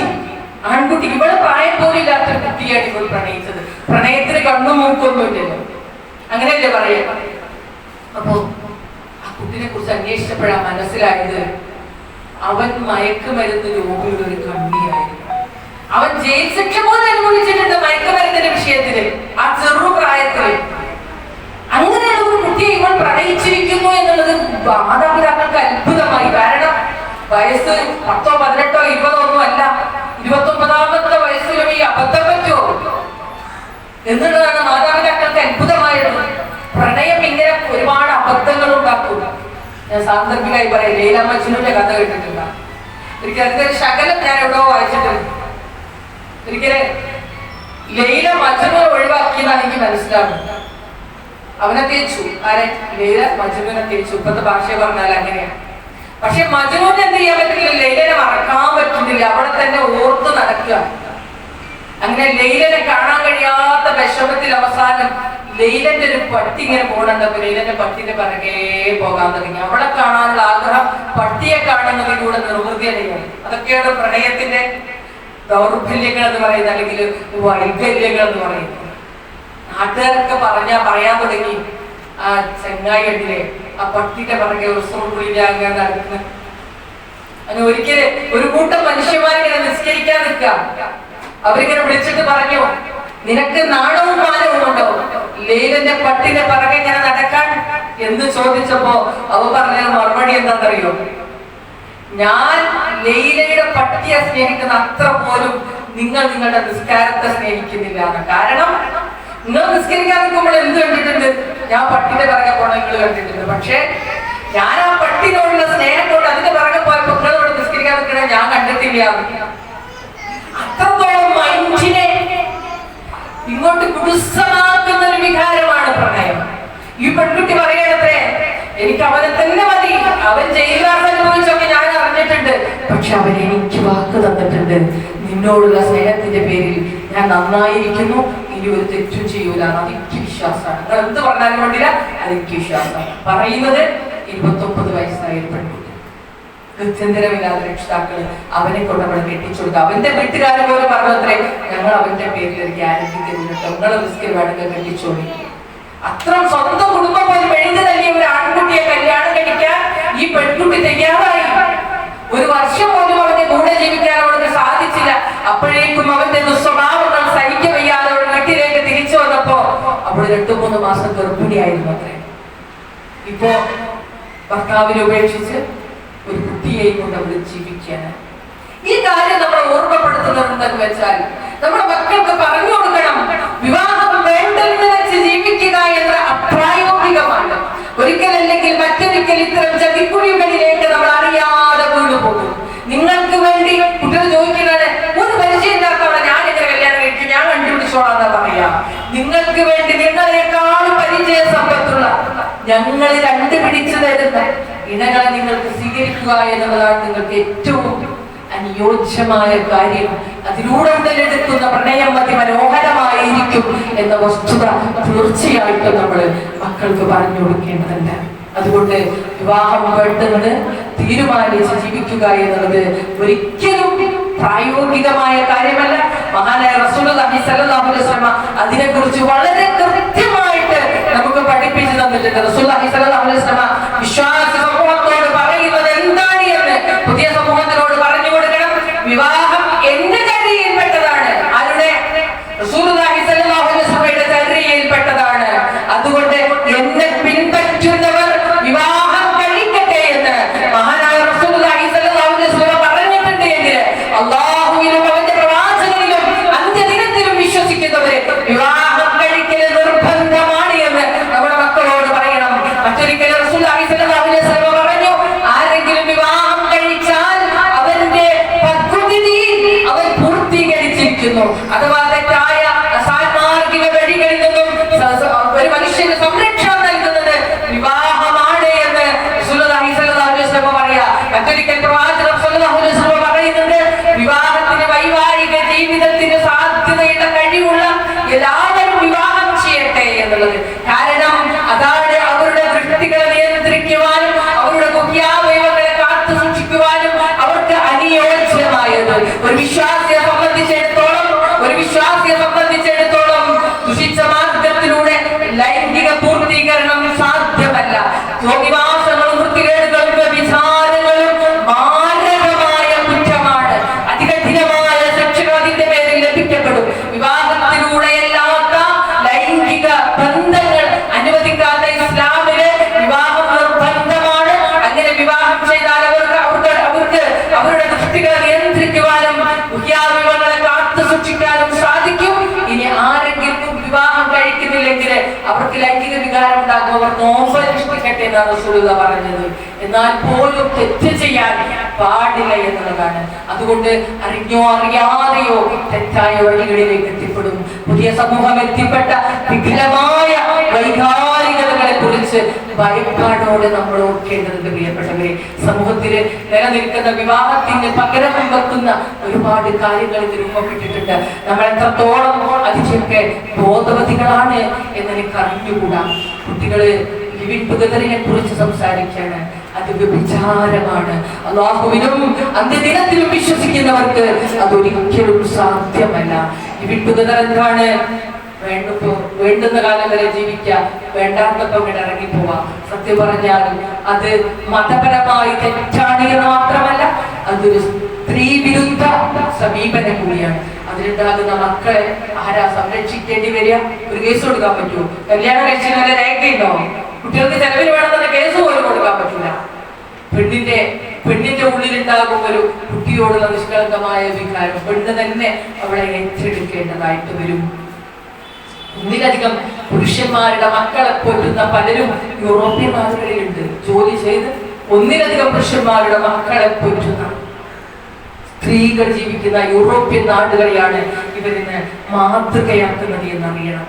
അതിലുപരി നമ്മുടെ കുട്ടികളുടെ ഇടയിൽ തെറ്റല്ല എന്ന രൂപത്തിൽ ഉണ്ടായി തീർന്ന ഒരു സ്വഭാവമുണ്ട്. അത് സ്വർഗാനുരാഗമാണ്. ഭയപ്പെടണം നമ്മൾ.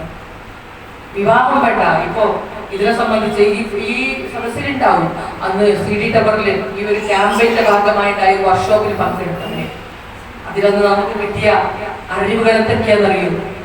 പെൺകുട്ടികളുടെ ഇടയിൽ ഒരു ജാസ്മിൻ കല്യാണം നടക്കുന്നുണ്ട്. അത്രേ നിങ്ങൾ കേട്ടിരുന്ന സുനിക ടീച്ചറൊക്കെ ഉണ്ടായിരുന്നു നല്ല ഓർമ്മ. ആ സദസ്സില് ആ ജാസ്മിൻ കല്യാണത്തെ കുറിച്ചൊക്കെ പറഞ്ഞു. വീട്ടുകാരെ നിർബന്ധിക്കുമ്പോ അവരുടെ തന്നെ അറിവോടെ ചില ആൺകുട്ടികൾ അവരെ കാണാൻ വരുന്നു, കല്യാണം നടക്കുന്നു. പക്ഷെ അത് യഥാർത്ഥ കല്യാണമല്ല. അതൊരു ധാരണപ്പുറത്ത് നടക്കുന്ന കല്യാണം. അവർ ശരിക്കും ഭാര്യയും ഭർത്താവും ആകുന്നില്ല. ഈ പെൺകുട്ടികൾ ശരിക്കും ഇഷ്ടപ്പെടുന്നത് പെൺകുട്ടികളെ തന്നെ കല്യാണം കഴിക്കാനാണ്. തെറ്റായ ഇത്തരം പ്രവണതകൾ സമൂഹത്തിൽ നിലനിൽക്കുന്നു. മാത്രമല്ല, അത് ഞങ്ങളോട് അവിടെ ഒരു ചോദ്യം ചോദിച്ചു. പ്രഭാഷകരുടെ പേരൊന്നും ഞാൻ പറയണില്ല, അത് നല്ല കാര്യങ്ങളാണ് പറഞ്ഞത്. എങ്കിലും അവർ ഞങ്ങളോട് ചോദ്യം ചോദിച്ചത്, എന്തുകൊണ്ടാണ് കുട്ടികൾ ഇന്ന് ക്യാമ്പസുകളിലൊക്കെ പെൺകുട്ടികളെ സ്നേഹിക്കുന്ന പെൺകുട്ടികളുടെ എണ്ണം കൂടുതലായി വരികയാണ്? മനഃശാസ്ത്ര പഠനങ്ങൾ വിശദീകരിച്ചുകൊണ്ട് ഞങ്ങൾക്ക് പറഞ്ഞത് എന്താണെന്നറിയോ? ആൺകുട്ടിയും പരസ്പരം പ്രണയിക്കാനും കല്യാണം കഴിക്കാനും തീരുമാനിച്ചാലും അതിനത്ര വലിയ ഫലമൊന്നുമില്ല. അവർ കുറെ കാലം കഴിയുമ്പോഴെങ്കിലും അതിന്റെ ഒരു അവർക്ക് നഷ്ടപ്പെടുന്നത്. എന്നാൽ പെൺകുട്ടികൾ തമ്മിൽ പ്രണയിച്ചാൽ അതൊരു ഗാഢ പ്രണയമാണ്, ഒരിക്കലും വെറുപ്പില്ല. അങ്ങനെയാണ് ഇതിന്റെ മനഃശാസ്ത്ര പഠനം പറയുന്നത്. അപ്പൊ എന്തുകൊണ്ടാവും കുട്ടികൾ ഇങ്ങനെയൊക്കെ എത്തിപ്പെട്ടത് നിങ്ങൾക്ക് അറിയുമോ എന്ന് ചോദിച്ചപ്പോ ഞങ്ങളൊക്കെ പറഞ്ഞു, ദീനിന്റെ കുറവ് തന്നെ, പെരയിലെ ദീനിപരമായ ചുറ്റുപാടില്ലാത്തത് കൊണ്ട് തന്നെ. ആ സമയത്ത് അദ്ദേഹം പറയാണ്, ഒരിക്കലുമല്ല. ഈ അടുത്ത് നടന്ന ആദിലാനോട് ആ കല്യാണത്തിലെ നൂറ എന്ന പെൺകുട്ടി തഹജ്ജുദ് പോലും നിസ്കരിച്ച് നിർത്തിയിരുന്നു. ആ കുട്ടിയുടെ രക്ഷിതാക്കൾ ഇവരെ കോണ്ടാക്ട് ചെയ്തിരുന്നു എന്നാണ് പറയുന്നത്. എങ്ങനെയെങ്കിലും പിന്തിരിപ്പിക്കുമോ ചോദിച്ചു. പക്ഷേ ഇത്തരം തെറ്റായ ഒരു സ്വഭാവത്തിലേക്ക് മറ്റേ കുട്ടി അവളെ നയിച്ചു കൊണ്ടുവന്നു. ക്യാമ്പസുകളിൽ അവർ വഴിതെറ്റിക്കുവാൻ ഇഷ്ടം പോലെ ആളുകളുണ്ട്. ലൈംഗിക ആസ്വാദനത്തിന് പെൺകുട്ടിയെ തന്നെ പ്രണയിച്ചാൽ മതി എന്ന് വിചാരിക്കുകയും അവരെന്താ ചെയ്യണമെന്ന് ഞമ്മക്ക് അറിഞ്ഞൂടാ. ഞാൻ എപ്പോഴും പറയാറുണ്ട്, പെൺകുട്ടി കല്യാണം കഴിച്ചു എന്ന് പറഞ്ഞപ്പോ ചെറുപ്പത്തിലൊരു ഹദീജ തന്നെ കഴിച്ചു. അപ്പൊ മോളെ പെൺകുട്ടി കല്യാണം കഴിച്ചോ? അതെ. ഓർക്ക് രണ്ടാക്കും മാസം കൂടി ഉണ്ടാവൂലേ ചോദിച്ച പോലെ. എന്താവർക്കിടെ നടക്കണമെന്ന് ഞമ്മൾക്കറിയില്ല. പക്ഷെ അവർക്കിടയില് അത്തരം വൃത്തികെട്ട രതി വൈകുന്നങ്ങൾ നിലനിൽക്കുന്നു. അതവർ സാധ്യമാക്കുന്നു. അതിലൂടെ അവർ രതിപൂർണ്ണത അനുഭവിക്കുന്നു. ഇത്തരം വൃത്തികേടുകൾ നമുക്ക് നമ്മുടെ മക്കൾ പോകുന്ന ക്യാമ്പസുകളിൽ സർവ്വസാധാരണമാണ് എന്ന് മാത്രമല്ല, ഇത് മനുഷ്യ പ്രകൃതിയിലുള്ളതാണ്. അത് എതിർക്കാൻ പാടില്ല. അത് എതിർക്കുന്നവർ ദുഷ്ടന്മാരാണ്, അതിനെ എതിർക്കുന്നവർ ബുദ്ധിഹീനന്മാരാണ് എന്ന മെസ്സേജാണ് ലിബറലിസ്റ്റുകൾ നമ്മുടെ മക്കൾക്ക് പകർന്നു നൽകുന്ന സന്ദേശം. 8, 9, 10 ക്ലാസ്സുകളുള്ള ഒരു സ്കൂളില് ക്ലാസ് എടുക്കാൻ പോയിട്ട് സവർഗാനുരാഗത്തെ കുറിച്ച് ക്ലാസ് എടുത്തു. കാരണം അവർക്കിടയിൽ അത് വിട്ടുനിന്ന് അവിടുത്തെ ടീച്ചേഴ്സ് അറിഞ്ഞിട്ടാണ് എന്നോട് ആ ക്ലാസ് എടുക്കാൻ പറഞ്ഞത്. സമുദായത്തെ ശിക്ഷിച്ചതും അല്ലാഹു സവർഗാനുരാഗികളെ കുറിച്ച് പറഞ്ഞതുമായ ആയത്തുകളൊക്കെ ഉദ്ധരിച്ച് കുട്ടികൾക്ക് ഇങ്ങനെ ക്ലാസ് എടുത്തു കൊടുത്തപ്പോ അത് ക്ലാസ് കഴിഞ്ഞതിന് ശേഷം വീറുള്ള ഒരു കുട്ടി എന്നോട് ചോദിക്കാം, പടച്ചോലല്ല അവരുടെ ശരീരത്തെ അങ്ങനെ ആക്കിയത്? എങ്ങനെ? ആണിനോട് കാമം തോന്നാത്ത രൂപത്തിൽ പെണ്ണിനോട് തന്നെ കാമം തോന്നുന്ന രൂപത്തിൽ സൃഷ്ടിച്ചത് അല്ലാഹു അല്ലേ? അല്ലെങ്കിൽ ആണിനോട് തന്നെ കാമം തോന്നുന്ന രൂപത്തിൽ സൃഷ്ടിച്ചത് അല്ലാഹു അല്ലേ? എന്നിട്ട് ആ അല്ലാഹു അത് മ്ലേച്ഛമാണെന്ന് പറഞ്ഞു. എനിക്ക് വിശ്വസിക്കാൻ കഴിയില്ല. അങ്ങനെയാണെങ്കിൽ ഇസ്ലാം തെറ്റാണ് എന്ന് ഞാൻ വിശ്വസിക്കുന്നു. ആ കുട്ടി വെറും 10ാം ക്ലാസ് പഠിക്കുന്ന അല്ലെങ്കിൽ 9ാം ക്ലാസ് പഠിക്കുന്ന ഒരു കുട്ടി വീറോടെ പറയാം. ഇത് ഒരു കുട്ടിയല്ല, നമ്മുടെ ഒക്കെ വീട്ടിൽ ജീവിക്കുന്ന ഒരുപാട് കുട്ടികളുടെ പ്രതിനിധിയാണ് നമ്മൾ. അത് നമ്മൾ അറിയേണ്ടതുണ്ട്. ഇപ്പൊ വിവാഹത്തിന് പകരത്തിന് വിവിധതകളും സ്വർഗാനുരാഗങ്ങളും സ്വർഗ വിവാഹങ്ങളും ഒക്കെ ഇന്നിപ്പോ ഇങ്ങനെ ആദ്യം ഉറങ്ങിയൊക്കെ ഇരുത്തിയിട്ട് ഇങ്ങനെ ഇന്റർവ്യൂ ചെയ്യാൻ ബ്ലോഗർമാർ മത്സരിക്കുക. അവർക്ക് വ്യൂവേഴ്സിനെ കിട്ടിയാൽ മതി. അവർക്ക് അവരുടെ വീഡിയോക്ക് വ്യൂസ് കൂടി കഴിഞ്ഞാൽ അതിലൂടെ കിട്ടുന്ന ഇൻകമാണ് അവരുടെയൊക്കെ പ്രധാനം. പക്ഷേ അതിന്റെ പേരിൽ നമ്മുടെ മക്കൾ നിരന്തരം നോക്കിക്കൊണ്ടിരിക്കുന്ന മൊബൈലുകളില് ഇത്തരം വൃത്തികേടുകൾ നിറഞ്ഞാടുക. എന്താണ് ഇവർ പറയുന്നത് എന്നറിയാൻ ഞാൻ ചിലപ്പോഴൊക്കെ അതൊക്കെ ഓപ്പൺ ചെയ്ത് കേൾക്കാറുണ്ട്. അവർ പറയുന്നത്, ഞങ്ങൾ വളരെയധികം സന്തോഷകരമായി ജീവിക്കുന്നു, ഞങ്ങൾ പരസ്പരം പ്രണയിക്കുന്നു, ഒരിക്കലും വേർപിരിയാതെ ജീവിക്കുന്നു. അവർ ചോദിക്കുന്നുണ്ട്, നിങ്ങൾക്കൊരു കുട്ടികൾ ഉണ്ടാവാൻ ആഗ്രഹമില്ലേ? അപ്പൊ അവര് പറയുന്ന ആഗ്രഹത്തിനൊക്കെ വഴിയുണ്ട് എന്നാണ്. എന്താണെന്ന് അറിഞ്ഞുകൂടാ. നമ്മൾക്കറിയല്ലോ, ഇന്നൊക്കെ ഇപ്പോ ഭ്രൂണം കുത്തിവെച്ചാലും എന്തുണ്ടാവും? കുട്ടി ഉണ്ടാവും അല്ലെ? കുട്ടിയായാൽ പോരെ, അതിലൊക്കെ വഴിയുണ്ടെന്ന് പറയുന്നത്. എന്നിട്ട് അവർ വീറോടെ പറയുന്നത്, ഞങ്ങളുടെ ഈ ഒരു അമൂല്യമായ പവിത്രമായ സ്നേഹത്തിന് തടസ്സം നിന്ന ആ മാതാപിതാക്കളെ സംബന്ധിച്ച് പെറ്റുപോറ്റി വളർത്തി എന്നിട്ട് സമൂഹത്തിന്റെ മുന്നിൽ ആ മാതാപിതാക്കളെ ആക്ഷേപിക്കുന്നതിൽ അധിക്ഷേപിക്കുന്നതിൽ ഒരു മനസ്സാക്ഷിത്വമില്ലാത്ത മക്കളായിട്ട് ഈ മക്കൾ വളർന്നു വരുന്നു എന്നുള്ളതാണ്. വളരെ അത്ഭുതം. എന്താണെന്നറിയോ? ഇത്തരം വീഡിയോസ് ഒക്കെ എടുത്ത് പരിശോധിച്ച് അതൊന്നും പോയി കാണണ്ട. നമ്മൾ ഒന്ന് കണ്ടാൽ അതിന്റെ റിലേറ്റഡ് ആയിട്ട് കുറെ മൊബൈലിലേക്ക് ഇറങ്ങി വരും. പക്ഷെ ഞാൻ നിങ്ങളോടൊക്കെ സംസാരിക്കണല്ലോ എന്ന് വിചാരിച്ചു പോയി കാണുന്നതാണ്. അതിന്റെ താഴെ വന്ന കമന്റുകളിൽ 99% മക്കളെ നിങ്ങളോടൊപ്പം ഉണ്ട് ഞങ്ങൾ എന്ന് പറയുന്ന കമന്റുകളാണ്. നിങ്ങൾ ധൈര്യമായിട്ട് ജീവിക്കൂ. നിങ്ങളുടെ സ്നേഹത്തിൽ ഞങ്ങളുണ്ട് കാവൽ. ആരെ? ഈ സമൂഹം ഒന്നടങ്കം ഈ ദുഷിച്ച സ്നേഹബന്ധത്തിന് കാവൽ നിൽക്കുന്നു എന്ന് അവകാശപ്പെടുന്ന ലോകത്ത് എന്റെയും നിങ്ങളുടെയും വീട്ടിലെ മക്കള് കല്യാണം വേണ്ടെന്ന് പറയുമ്പോ ഭയപ്പെടേണ്ടത് തന്നെയാണ്. അതുകൊണ്ട് അവരെ ആ വിവാഹത്തിന്റെ വഴികളിലേക്ക് വിളിച്ചു കൊണ്ടുവരിക എന്നുള്ളത് നമ്മുടെ ഓരോരുത്തരുടെയും ബാധ്യതയാണ്. നമ്മൾ പഠിച്ചോട്ടെ, നമുക്കൊരു ജോലി കിട്ടിക്കോട്ടെ എന്നൊക്കെ പറഞ്ഞ് നമ്മളും അതിന് തടസ്സം നിൽക്കുന്നവരാകരുത്. വൈവാഹിക ജീവിതത്തിന്റെ മനോഹാരിതകള് നമ്മുടെ മക്കളുടെ മനോമുഖരങ്ങളിലേക്ക് പകർന്നു നൽകി അത് നിനക്ക് ജീവിക്കണമെങ്കിൽ ഒരു ഇടയുടെ അനിവാര്യതയുണ്ട് കുഞ്ഞെ, നിന്റെ കൈപ്പിടിക്കാൻ നിനക്ക് തളർന്നു പോകുമ്പോ സായാനൊരു ചുവനുണ്ടായിരിക്കണമെങ്കിൽ, തലോടാനൊരു കൈത്തരങ്ങൾ ഉണ്ടായിരിക്കണമെങ്കിൽ, എല്ലാവരും പറന്നകന്നു പോകുമ്പോഴും നിനക്ക് ഞാനുണ്ടല്ലോ എന്ന് പറയാൻ ഒരു ഇടയില്ലാതായി പോകുമ്പോഴാണ് മോളെ മനുഷ്യൻ ഒറ്റപ്പെട്ടു പോകുന്നത്. ഈ മനുഷ്യൻ ഭൂമിയിൽ അനുഭവിക്കുന്ന ഏറ്റവും വലിയ വേദന ഒറ്റപ്പെടലിന്റെ വേദനയാണ്. ഒറ്റപ്പെടലിന്റെ വേദനയാണ്. ആ ഒറ്റപ്പെടലിന്റെ വേദനയെ കുറിച്ച് മക്കൾക്ക് പറഞ്ഞു കൊടുക്കണം. അതിനിടയും തുണയും പിന്നീട് മക്കളും പേരക്കുട്ടികളും ഒക്കെ അടങ്ങുന്ന ഒരു കുടുംബം ഉണ്ടായിരിക്കണം. നിങ്ങളൊക്കെ മക്കളാണ്, നിങ്ങളെ സ്നേഹിക്കുന്ന മാതാപിതാക്കളാണ് ഞങ്ങൾ. ഇനി സമൂഹത്തിലുണ്ടാകുന്ന മക്കൾക്കും അതേപോലെ അവരെ ജീവനേക്കാളും സ്നേഹിക്കുന്ന ഉമ്മയും ബാപ്പയും ഉണ്ടാകണമെങ്കിൽ കല്യാണം അനിവാര്യമാണെന്ന് പറഞ്ഞു കൊടുക്കണം. മക്കളോടുള്ള സ്നേഹത്തിന്റെ ഏറ്റവും ഉദാത്തമായ നിമിഷങ്ങളെ കുറിച്ച് പറഞ്ഞു കൊടുക്കണം. മക്കളെ മാറോട് ചേർക്കുമ്പോ ഒരു പെണ്ണ് ഹൃദയത്തിന് കിട്ടുന്ന അനുഭൂതിയെ കുറിച്ച് പറഞ്ഞു കൊടുക്കണം. ഇളം പൈതം മക്കളെ നെഞ്ചോട് ചേർത്ത് പിടിക്കുമ്പോ ഒരു പെണ്ണ് ഹൃദയത്തിന് കിട്ടുന്ന അനുഭൂതിയുടെ നിമിഷങ്ങളെ കുറിച്ച് പറഞ്ഞു കൊടുക്കണം. എന്നിട്ട് മക്കളെ ഈ വഴിയിലേക്ക് വഴി നടത്തണം നമ്മള്. അല്ലെങ്കിൽ അസാൻമാർഗിക വഴികളിലൂടെ അവര് സഞ്ചരിക്കും. ഞങ്ങൾ തെറ്റായ മാർഗത്തിലൂടെ ഒന്നും പോകുന്നില്ല എന്ന് പറഞ്ഞാലും അവരോട് പറയണം, വിവാഹം അല്ലാഹുവിന്റെ റസൂലിന്റെ ചര്യയാണ്. അത് ലംഘിക്കുന്നവർ അസാൻമാർഗിക മാർഗത്തിൽ അകപ്പെട്ടു പോകാനുള്ള സാധ്യത കൂടുതലാണ്. എന്നാൽ ഇത് അള്ളാഹുവിന്റെ മാർഗത്തില് വലിയ രൂപത്തിലൊന്നും ക്ലാസ്സും കാര്യമൊന്നും കേൾക്കാത്ത കുട്ടികളാണെങ്കിൽ അവരിപ്പറഞ്ഞ പോലെ തെറ്റായ ഒരുപാട് കാര്യങ്ങൾ, അവരുടെ ലൈംഗിക വികാരങ്ങളെ ശമിപ്പിക്കാൻ ഇത് 100 മാർഗങ്ങളുണ്ട്. അതിലൊക്കെ അവർ ഇടപെടും എന്ന് നമ്മൾ ഭയപ്പെടേണ്ടതല്ല. നമ്മുടെ ഈ വിഷയത്തിലെ മറ്റൊരു വശം വിവാഹ മാമാങ്കങ്ങളാണ്. നമ്മുടെ സമൂഹത്തില് നടന്നുകൊണ്ടിരിക്കുന്ന, ഇന്നിപ്പോ വിവാഹം വേണ്ടെന്ന് മക്കൾ പറഞ്ഞാലും ഒരുപാട് വിവാഹങ്ങൾ നടക്കുന്നുണ്ട്. കണക്കുകൾ പറയുന്നത് അനൗദ്യോഗിക കണക്കുകളാണെങ്കിലും കണക്കുകൾ പറയുന്നത് ഇന്ന് നടക്കുന്ന വിവാഹങ്ങളിൽ 95% പ്രണയ വിവാഹമാണെന്ന്. പെരക്കാട് നോക്കിയിട്ട് കാര്യമില്ല, കുട്ടികളെ നോക്കണം.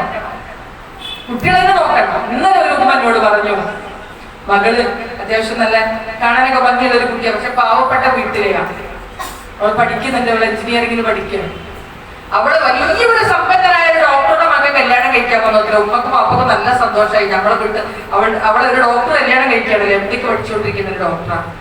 മോള് ഫോട്ടോ നോക്കിയിട്ട് പറഞ്ഞത്ര എനിക്ക് ഇവനെ ഇഷ്ടമായിട്ടില്ല. അതാണ് ഇപ്പൊ കാലം എന്ന് പറയുന്നത്. പുരുഷൻ എന്ത് ക്വാളിറ്റി ഉണ്ടെങ്കിലും എത്ര ക്വാളിഫിക്കേഷൻ ഉണ്ടെങ്കിലും പെൺകുട്ടികൾക്ക് അങ്ങനെ ഇഷ്ടപ്പെടാനുള്ള സാധ്യതയൊക്കെ കുറവാണ്. പറഞ്ഞു വന്നത് 95%. ഒന്നാപ്പോ നേരത്തെ പറഞ്ഞ പോലെ തന്നെ ഇതൊക്കെ വേണ്ടെന്ന് പറഞ്ഞാലും എവിടുന്നെങ്കിലും വല്ല ഇൻസ്റ്റാഗ്രാമിൽ പരിചയപ്പെട്ട ആളുകളെ കെട്ടാൻ ഈ പെൺകുട്ടികൾ തയ്യാറാവുകയും ചെയ്യും. അതുകൊണ്ട് തന്നെ പ്രണയ വിവാഹങ്ങളാണ് ഇപ്പൊ നടന്നുകൊണ്ടിരിക്കുന്നത്. വിവാഹത്തിന്റെ പേരിൽ നടത്തുന്ന എല്ലാവിധ ദൂർത്തുകളിൽ നിന്നും ദുർവ്യയങ്ങളിൽ നിന്നും നമ്മൾ ഓരോരുത്തരും അകന്നു നിൽക്കണം. പണ്ട് ഞങ്ങളുടെ ജില്ലയില് ആർഭാടത്തിനും ദൂർത്തിനുമെതിരെ നടന്നൊരു ക്യാമ്പയിൻ കുറച്ച് മുമ്പ് നടന്നിട്ടുണ്ട് മലപ്പുറം വെസ്റ്റ് ജില്ലയിൽ. അന്ന് ഞങ്ങളുടെ ശാഖ ചെറുമുക്കിൽ ക്ലാസ് എടുത്തത് ഷാഹിന നെയ്യമ്പാട്ടിലെ. അപ്പൊ അവരാദ്യം തന്നെ ഒരു ചോദ്യം ചോദിച്ചു. ഞങ്ങളോട് ആ ചോദ്യം ചോദിക്കുന്നില്ല, ഞങ്ങൾ വെറുതെ കരാറിലെങ്കിൽ സമാധാനം മുന്നിൽ കുറ്റക്കാരാണ് അല്ലെ. വിവാഹത്തിന്റെ പേരിലുള്ള ഒരു ദൂർത്തും ഒരു ദുർവ്യവും നടത്തൂല എന്ന് ഉറപ്പുള്ളവരൊക്കെ കയ്യൊന്നിക്കാൻ പറഞ്ഞു. ഞാനും എന്റെ മൂത്തശ്ശിന്റെ ഹസ്ബൻഡിന്റെ ജ്യേഷ്ഠന്റെ ഭാര്യ, ഞങ്ങൾ രണ്ടുപേരെ ഇവിടെ വെച്ച് മൂത്തശ്ശിയായിട്ട് വേറെ ഇല്ല. ഞങ്ങൾ രണ്ടുപേര് കയ്യൊന്നിച്ചു. ഇപ്പൊ താത്ത ഇടയ്ക്കിടക്ക് വരെ പറയും, ഞാനും ആമാമി അന്ന് കയ്യൊന്നിച്ചിരുന്ന് ഇവിടെ ഒന്നും നടക്കൂല. അത് നിങ്ങളോട് കയ്യൊന്നിപ്പിക്കാൻ എനിക്ക് പറ്റൂല. ഏതായിരുന്നാലും എല്ലാവിധ ദൂർത്തുകളിൽ നിന്നും ദുർവ്യയങ്ങളിൽ നിന്നും മുക്തമായിരിക്കണം നമ്മുടെ വീട്ടിലെ വിവാഹം. അള്ളാഹുവിന്റെ കാര്യം നഷ്ടപ്പെടാനും സമൂഹത്തിന്റെ മതപതനത്തിലേക്ക് എത്തിപ്പെടാനും കാരണം നമ്മൾ അള്ളാഹുവിനെ മറന്ന് പെരുമാറിയത് കൊണ്ട് തന്നെയാണ്. മുട്ടായി കൊടുക്കലിന്റെ ഘോഷയാത്ര നടത്തുമ്പോൾ നമ്മൾ മുഷിപ്പോട് നോക്കണം, നമ്മൾ അതിൽ ഭാഗമാക്കാറുണ്ട്. ആർക്കാ അതുകൊണ്ടൊക്കെ പ്രയോജനം? മുട്ടായി കൊടുക്കലോട് ആർക്കാ പ്രയോജനം? അത്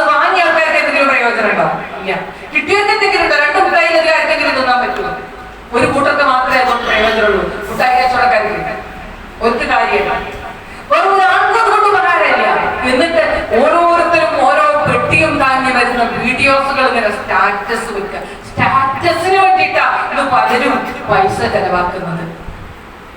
അത് കഴിഞ്ഞ് എനിക്കറിയില്ല പേരൊക്കെ പറയാ, ഒരുപാട് ദിവസങ്ങളാണ് മഞ്ഞ കല്യാണം, പച്ച കല്യാണം, നീല കല്യാണം. കുറച്ച് ദിവസം മുമ്പ് എന്റെ വളരെ അടുത്ത ഒരു ബന്ധുവിന്റെ കല്യാണത്തിന് പോയി. അപ്പൊ അന്നത്തെ ദിവസം എനിക്ക് പോകാൻ പറ്റില്ല, തലേ ദിവസം പോകാൻ പറ്റില്ല, 2 ദിവസം പ്രോഗ്രാം ഉണ്ട്.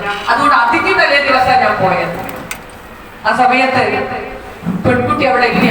അപ്പൊ എവിടെ ചോദിച്ചു, പുഴന്റെ അക്കരെ ഒരു പഴയ വീടുണ്ട്, അവിടെ നിന്ന് അരികുത്ത് കല്യാണം വെച്ച് നടക്കുകയാണ്. അരികുത്ത് കല്യാണവും അമ്മിമലർച്ച കല്യാണവും എന്തൊക്കെ കല്യാണം എന്ന് പറയാൻ പറ്റില്ല. അതിന് വീട്ടുകാരൊക്കെ ഒരേ ഡ്രസ്സും ഇട്ട് ഫോട്ടോ ഒക്കെ പോസ്റ്റ് ചെയ്ത് അതിങ്ങനെ സ്റ്റാറ്റസ് വെക്കലാണ് ഇപ്പത്തെ ഒരു പ്രവണത. കല്യാണം നടക്കുന്ന വീട്ടിലോ ഖതീബിനെ ഇറങ്ങി പോകാൻ നോക്കണം. ഖുതുബനെ കേട്ടാത്തൊന്നും സദസ്സിലിരിക്കുന്നവരൊക്കെ മുസ്ഹഫിന്റെ നടുക്കിലെ കണ്ടങ്ങളും അത്ര നല്ല തഖ്വയോടെ കേട്ടിരുന്നു ആമീൻ പറഞ്ഞ് ദമ്പതികൾക്ക് വേണ്ടി പ്രാർത്ഥിച്ച് അവരെ പോണതോട് കൂടിയിട്ട് സ്റ്റേജിലൊക്കെ പാട്ട് സ്റ്റാർട്ട് ചെയ്യും, മ്യൂസിക്കിന്റെ അകമ്പടി. എന്നിട്ട് ഓഡിറ്റോറിയത്തിൽ ആൺകുട്ടികളും പെൺകുട്ടികളും ഒന്നിച്ചു നിന്ന് ഡാൻസ് ചെയ്യുന്നു. ആ പെൺകുട്ടിയെ കൊണ്ട് കുറെ നാടകം കളിപ്പിക്കുന്നു, കുറെ പൂ കൊടുക്കുന്നു, കുറെ ബൊക്ക കൊടുക്കുന്നു, റീടേക്ക് എടുക്കുന്നു, പിന്നെ റീടേക്ക് എടുക്കുന്നു. അത് വല്ലാത്ത മോശമാണ്. അഭിനയ നാടകമായിട്ട് മാറുകയാണ് വിവാഹ വേദികളിൽ. ഇനി പോട്ടെ, അന്നത്തെ ഭക്ഷണം, ആ ഭക്ഷണ ഹോളൊക്കെ കയറി ചെന്നാൽ ആകെ കൺഫ്യൂഷൻ. ഭക്ഷണത്തിന്റെ ഏതൊക്കെ ഞാൻ തിന്നുക. എന്നിട്ട് ഒരിങ്ങനെ കുറേശ്ശെ കുറേശ്ശെ കുറേശ്ശെ പല വിഭവങ്ങൾ ഇങ്ങനെ നിറഞ്ഞു നിൽക്കും. എന്നിട്ട് ഇങ്ങനെ കുറേശ്ശെ കുറേശ്ശെ വളർത്തി തരും. ആവശ്യമുള്ളത് കുറച്ച് കിട്ടുള്ളൂ, ആവശ്യമില്ലാത്തതാണെങ്കിൽ കുറെ കിട്ടും ചെയ്യും. അതൊരു കഷ്ടം കൂടി കിട്ടിയിട്ടുണ്ടെങ്കിൽ ചിലപ്പോൾ എനിക്കൊക്കെ മോഹണ്ടാവോ തീരുന്നെങ്കിൽ. അങ്ങനെ അത് വിളിച്ചാലും വരൂല. അത് വേറെ ഏതെങ്കിലും വഴിക്കിങ്ങനെ പോകും, ഇത് തിരക്കട്ടെ. അങ്ങനത്തെ ഓരോരോ കല്യാണം. അപ്പൊ ഞാൻ ഇത് പറയട്ടെ, ഇതൊക്കെ 2 രൂപത്തിലാണ്. പഴയ കാലത്തെ പോലെ പൊന്നിട്ട് കൊണ്ട് ആർഭാടം കാണിക്കുന്ന അവസ്ഥ ഇപ്പൊ കാണുന്നില്ല, അല്ലേ? നമ്മളൊരു കുട്ടിന്റെ കല്യാണത്തിന്റെ ബാക്കിൽ ഒരു പെട്ടി കൊണ്ടുപോകണം. അപ്പൊ എന്താ, അത് ഓളെ പൊന്നാണ്, ഓള് പേറ്റുകൂല, വേറെ സ്ഥാനത്തിന്റെ പേര് അതാണ് പിന്നെ കൊടുക്കണം. പെട്ടിയിൽ കൊടുക്കാറുണ്ടോ? എന്തിനാണ് കൊടുക്കുന്നത്? അതൊക്കെ ദുരഭിമാനമാണ്. വീട്ടിൽ നടക്കുന്ന വിവാഹ ഭക്ഷണത്തിന്റെ ആധിക്യം അത് ഒരു ദുരഭിമാനമാണ്. ചിലര് ഞങ്ങൾ തന്നെയാണ് ഏറ്റവും വലിയ വിവാഹം നടത്തിയത് എന്ന് പറയിപ്പിക്കാൻ വേണ്ടിയിട്ടാണ്. ചിലര് അവരെക്കാൾ വലുത് നമ്മൾ നടത്തണം എന്ന വിചാരത്തോട് കൂടിയിട്ടാണ്. വേറെ ചിലർ എല്ലാവരും നടത്തുമ്പോൾ നമ്മളായിട്ട് എങ്ങനെ നടത്താതിരിക്കുക എന്നുള്ള ബേജാറോട് കൂടിയിട്ടാണ്. എല്ലാത്തിനും വേറൊന്നാണ്, എന്താണ് അത്? ദുരഭിമാനമാണ്.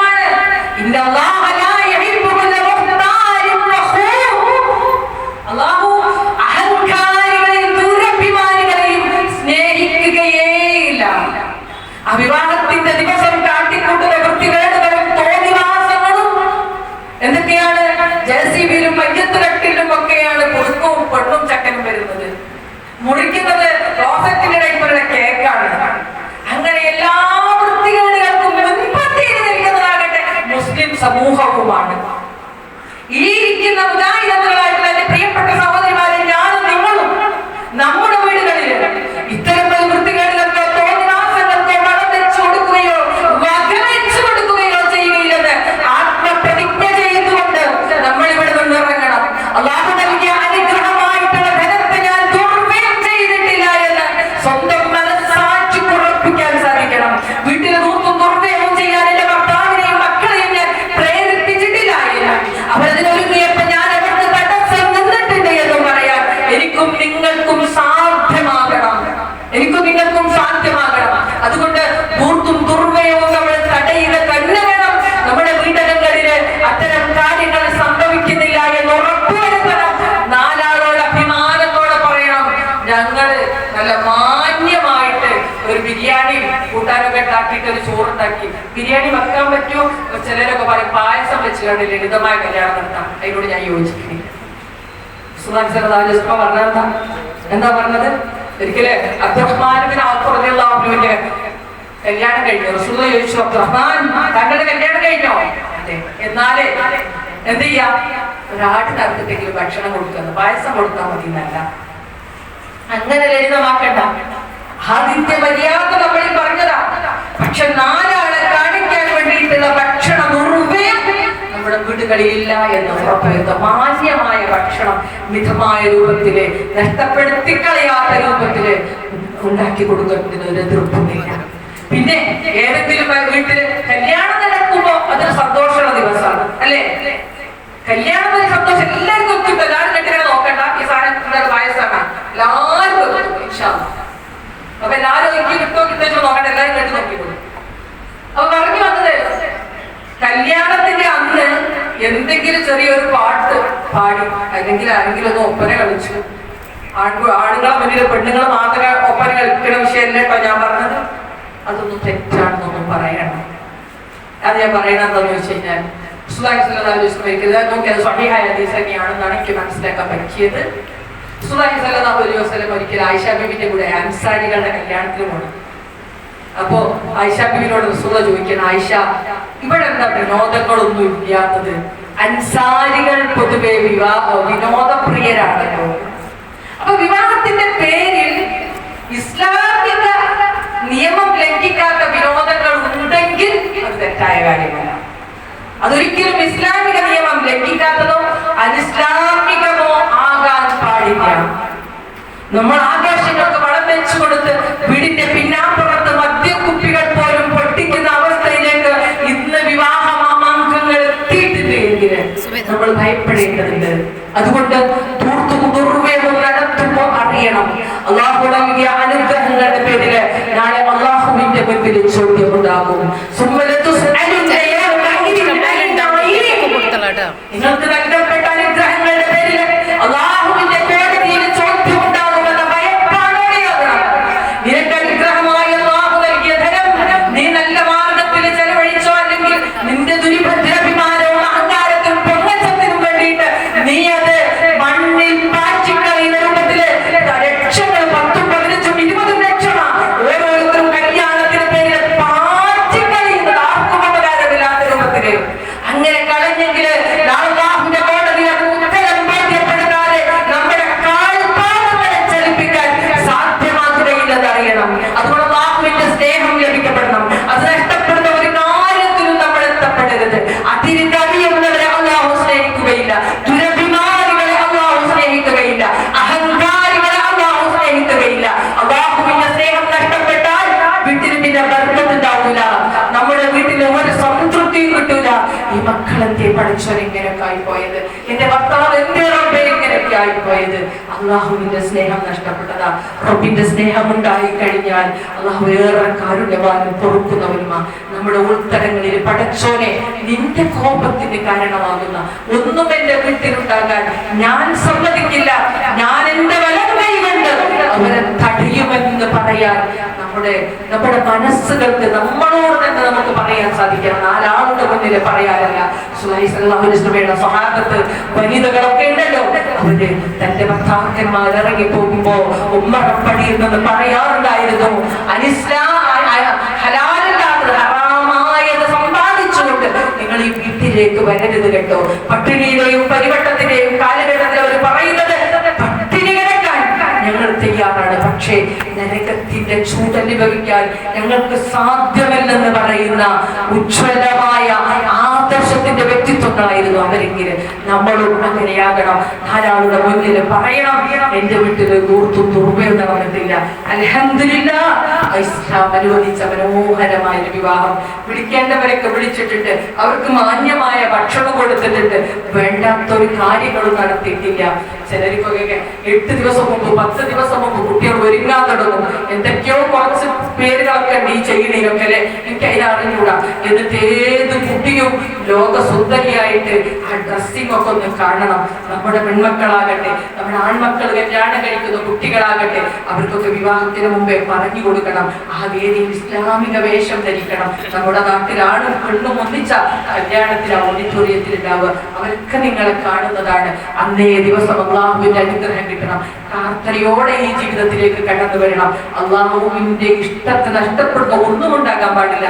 മുഖമൊന്ന് കഴുകിയാൽ പൊതുവെ ചെയ്താൽ എന്റെ മേക്കപ്പ് പോകുമെന്ന് ഭയപ്പെട്ടുകൊണ്ട് അണിഞ്ഞൊരുങ്ങിയ ഒരു പെണ്ണാകരുത് നമ്മുടെ പെൺകുട്ടി. നമസ്കാരം ഉപേക്ഷിക്കാതെ അള്ളാഹുവിനെ ഓർത്ത് അള്ളാഹുവിന്റെ പ്രീതി ആഗ്രഹിച്ച് ആ വിവാഹ സദസ്സിൽ നിൽക്കാൻ നമ്മുടെ കുട്ടികൾക്കും അവരോടൊപ്പം നിൽക്കാൻ നമ്മൾക്കും സാധിക്കണം. വിവാഹ വീട്ടിൽ വരുന്ന ഓരോരുത്തരോടും ആദിത്യ മര്യാദ കാണിക്കണം. പല വീട്ടിൽ ചെന്നാല് ആ കല്യാണം പറഞ്ഞ ആളെ ഒന്ന് കണ്ടാലല്ലേ നമ്മൾ വന്നു അറിയുള്ളൂ. അതിന് സ്റ്റേജിൽ പോണം. എന്നിട്ട് അവരിങ്ങനെ ഫോട്ടോ ഒക്കെ നിന്ന് കൊടുക്കുന്നത് കയ്യോടെ നമ്മൾ ഇങ്ങനെ കാത്തിക്കണം. ഞാൻ വന്നുട്ടോ അപ്പൊ ഒന്ന് പേരിന് ചോദിക്കും, ചോറ് തോന്നും. അങ്ങനെയല്ല, വീട്ടിലേക്ക് വരുന്നവരോട്, നമ്മുടെ ക്ഷണം സ്വീകരിച്ച് വരുന്നവരോട് ആദിത്യ മര്യാദ കാണിക്കണം. എല്ലാവരോടും ഒന്ന് പുഞ്ചിരിക്കണം, എല്ലാവരുടെയും കൈപിടിക്കണം. സ്റ്റേജ് ഷോ കാണിക്കാനുള്ളതല്ല അന്നത്തെ കല്യാണം. അതുകൊണ്ട് ഇതൊക്കെ ഇസ്ലാമിക മര്യാദയിൽപ്പെട്ടതാണ് എന്നാണ് എനിക്ക് പറയാനുള്ളത്. പ്രിയപ്പെട്ടവരെ, ഇത്തരം കാര്യങ്ങളൊക്കെ ശ്രദ്ധിച്ചിട്ടില്ലെങ്കിൽ എല്ലാം നമ്മുടെ കയ്യിൽ നിന്ന് പോകും. നമ്മുടെ കാര്യങ്ങളെല്ലാം അവതരണത്തിലാകും. മക്കളൊക്കെ വളരെ മോശപ്പെട്ട മാർഗത്തിലൂടെ സഞ്ചരിക്കും. നേരത്തെ പറയപ്പെട്ടതുപോലെ നമുക്കറിയാത്ത ജാസിമും കല്യാണങ്ങളും സ്വർണ്ണ വിവാഹങ്ങളും ഒക്കെ ക്യാമ്പസുകളിൽ മറ്റും നടക്കുന്നു. നമ്മളൊന്നും അറിയുന്നില്ല. അതുകൊണ്ട് അകപ്പെടാതെ അള്ളാഹുവിന്റെ ഇഷ്ടവും സ്നേഹവും ലഭിക്കപ്പെട്ടവരായി നമുക്ക് ജീവിക്കാൻ സാധിക്കണമെങ്കിൽ സദാ അള്ളാഹുവോട് പ്രാർത്ഥന ഉണ്ടായിരിക്കണം. നമ്മുടെ മക്കൾക്ക് വേണ്ടിയിട്ട് അവരോട് കാവലിനെ തേടിക്കൊണ്ടിരിക്കണം. സദാ അവരോട് ഉപദേശിച്ചു കൊണ്ടിരിക്കണം. അവർക്ക് നന്മയുടെ മാർഗങ്ങൾ പഠിപ്പിച്ചുകൊണ്ടിരിക്കണം. അങ്ങനെ നമ്മുടെ ജീവിതത്തെ ധന്യമാക്കി മരിച്ചു പോകാൻ സാധിക്കണം. നമ്മൾ വാർദ്ധക്യത്തിലെത്തുമ്പോൾ സ്വയം ആലോചിക്കണം, എൻ്റെ ജീവിതം കൊണ്ട് ഞാൻ എന്താ നേടിയത് അത് നമുക്ക് പറയാൻ സാധിക്കണം. എൻ്റെ കുടുംബത്തിനെ ഞാനൊരു നന്മയുടെ വഴികാട്ടിയായിരുന്നു. അതിനപ്പുറം ആശ്വസിക്കാൻ നമുക്ക് വേറെ ഒന്നും വേണ്ട. അതിന് സാധിക്കണം. അതിനേരത്തെ പറഞ്ഞതുപോലെ അവരെ ശത്രുക്കളാക്കരുത്, അവരുടെ തിന്മകൾക്ക് കൂട്ടുനിൽക്കരുത്, അവരുടെ തിന്മകളുടെ സഹചാരികളാകരുത് എന്ന് മാത്രം ഓർമ്മപ്പെടുത്തി ഞാൻ എൻ്റെ വാക്കുകൾ ഉപസംഹരിക്കുകയാണ്.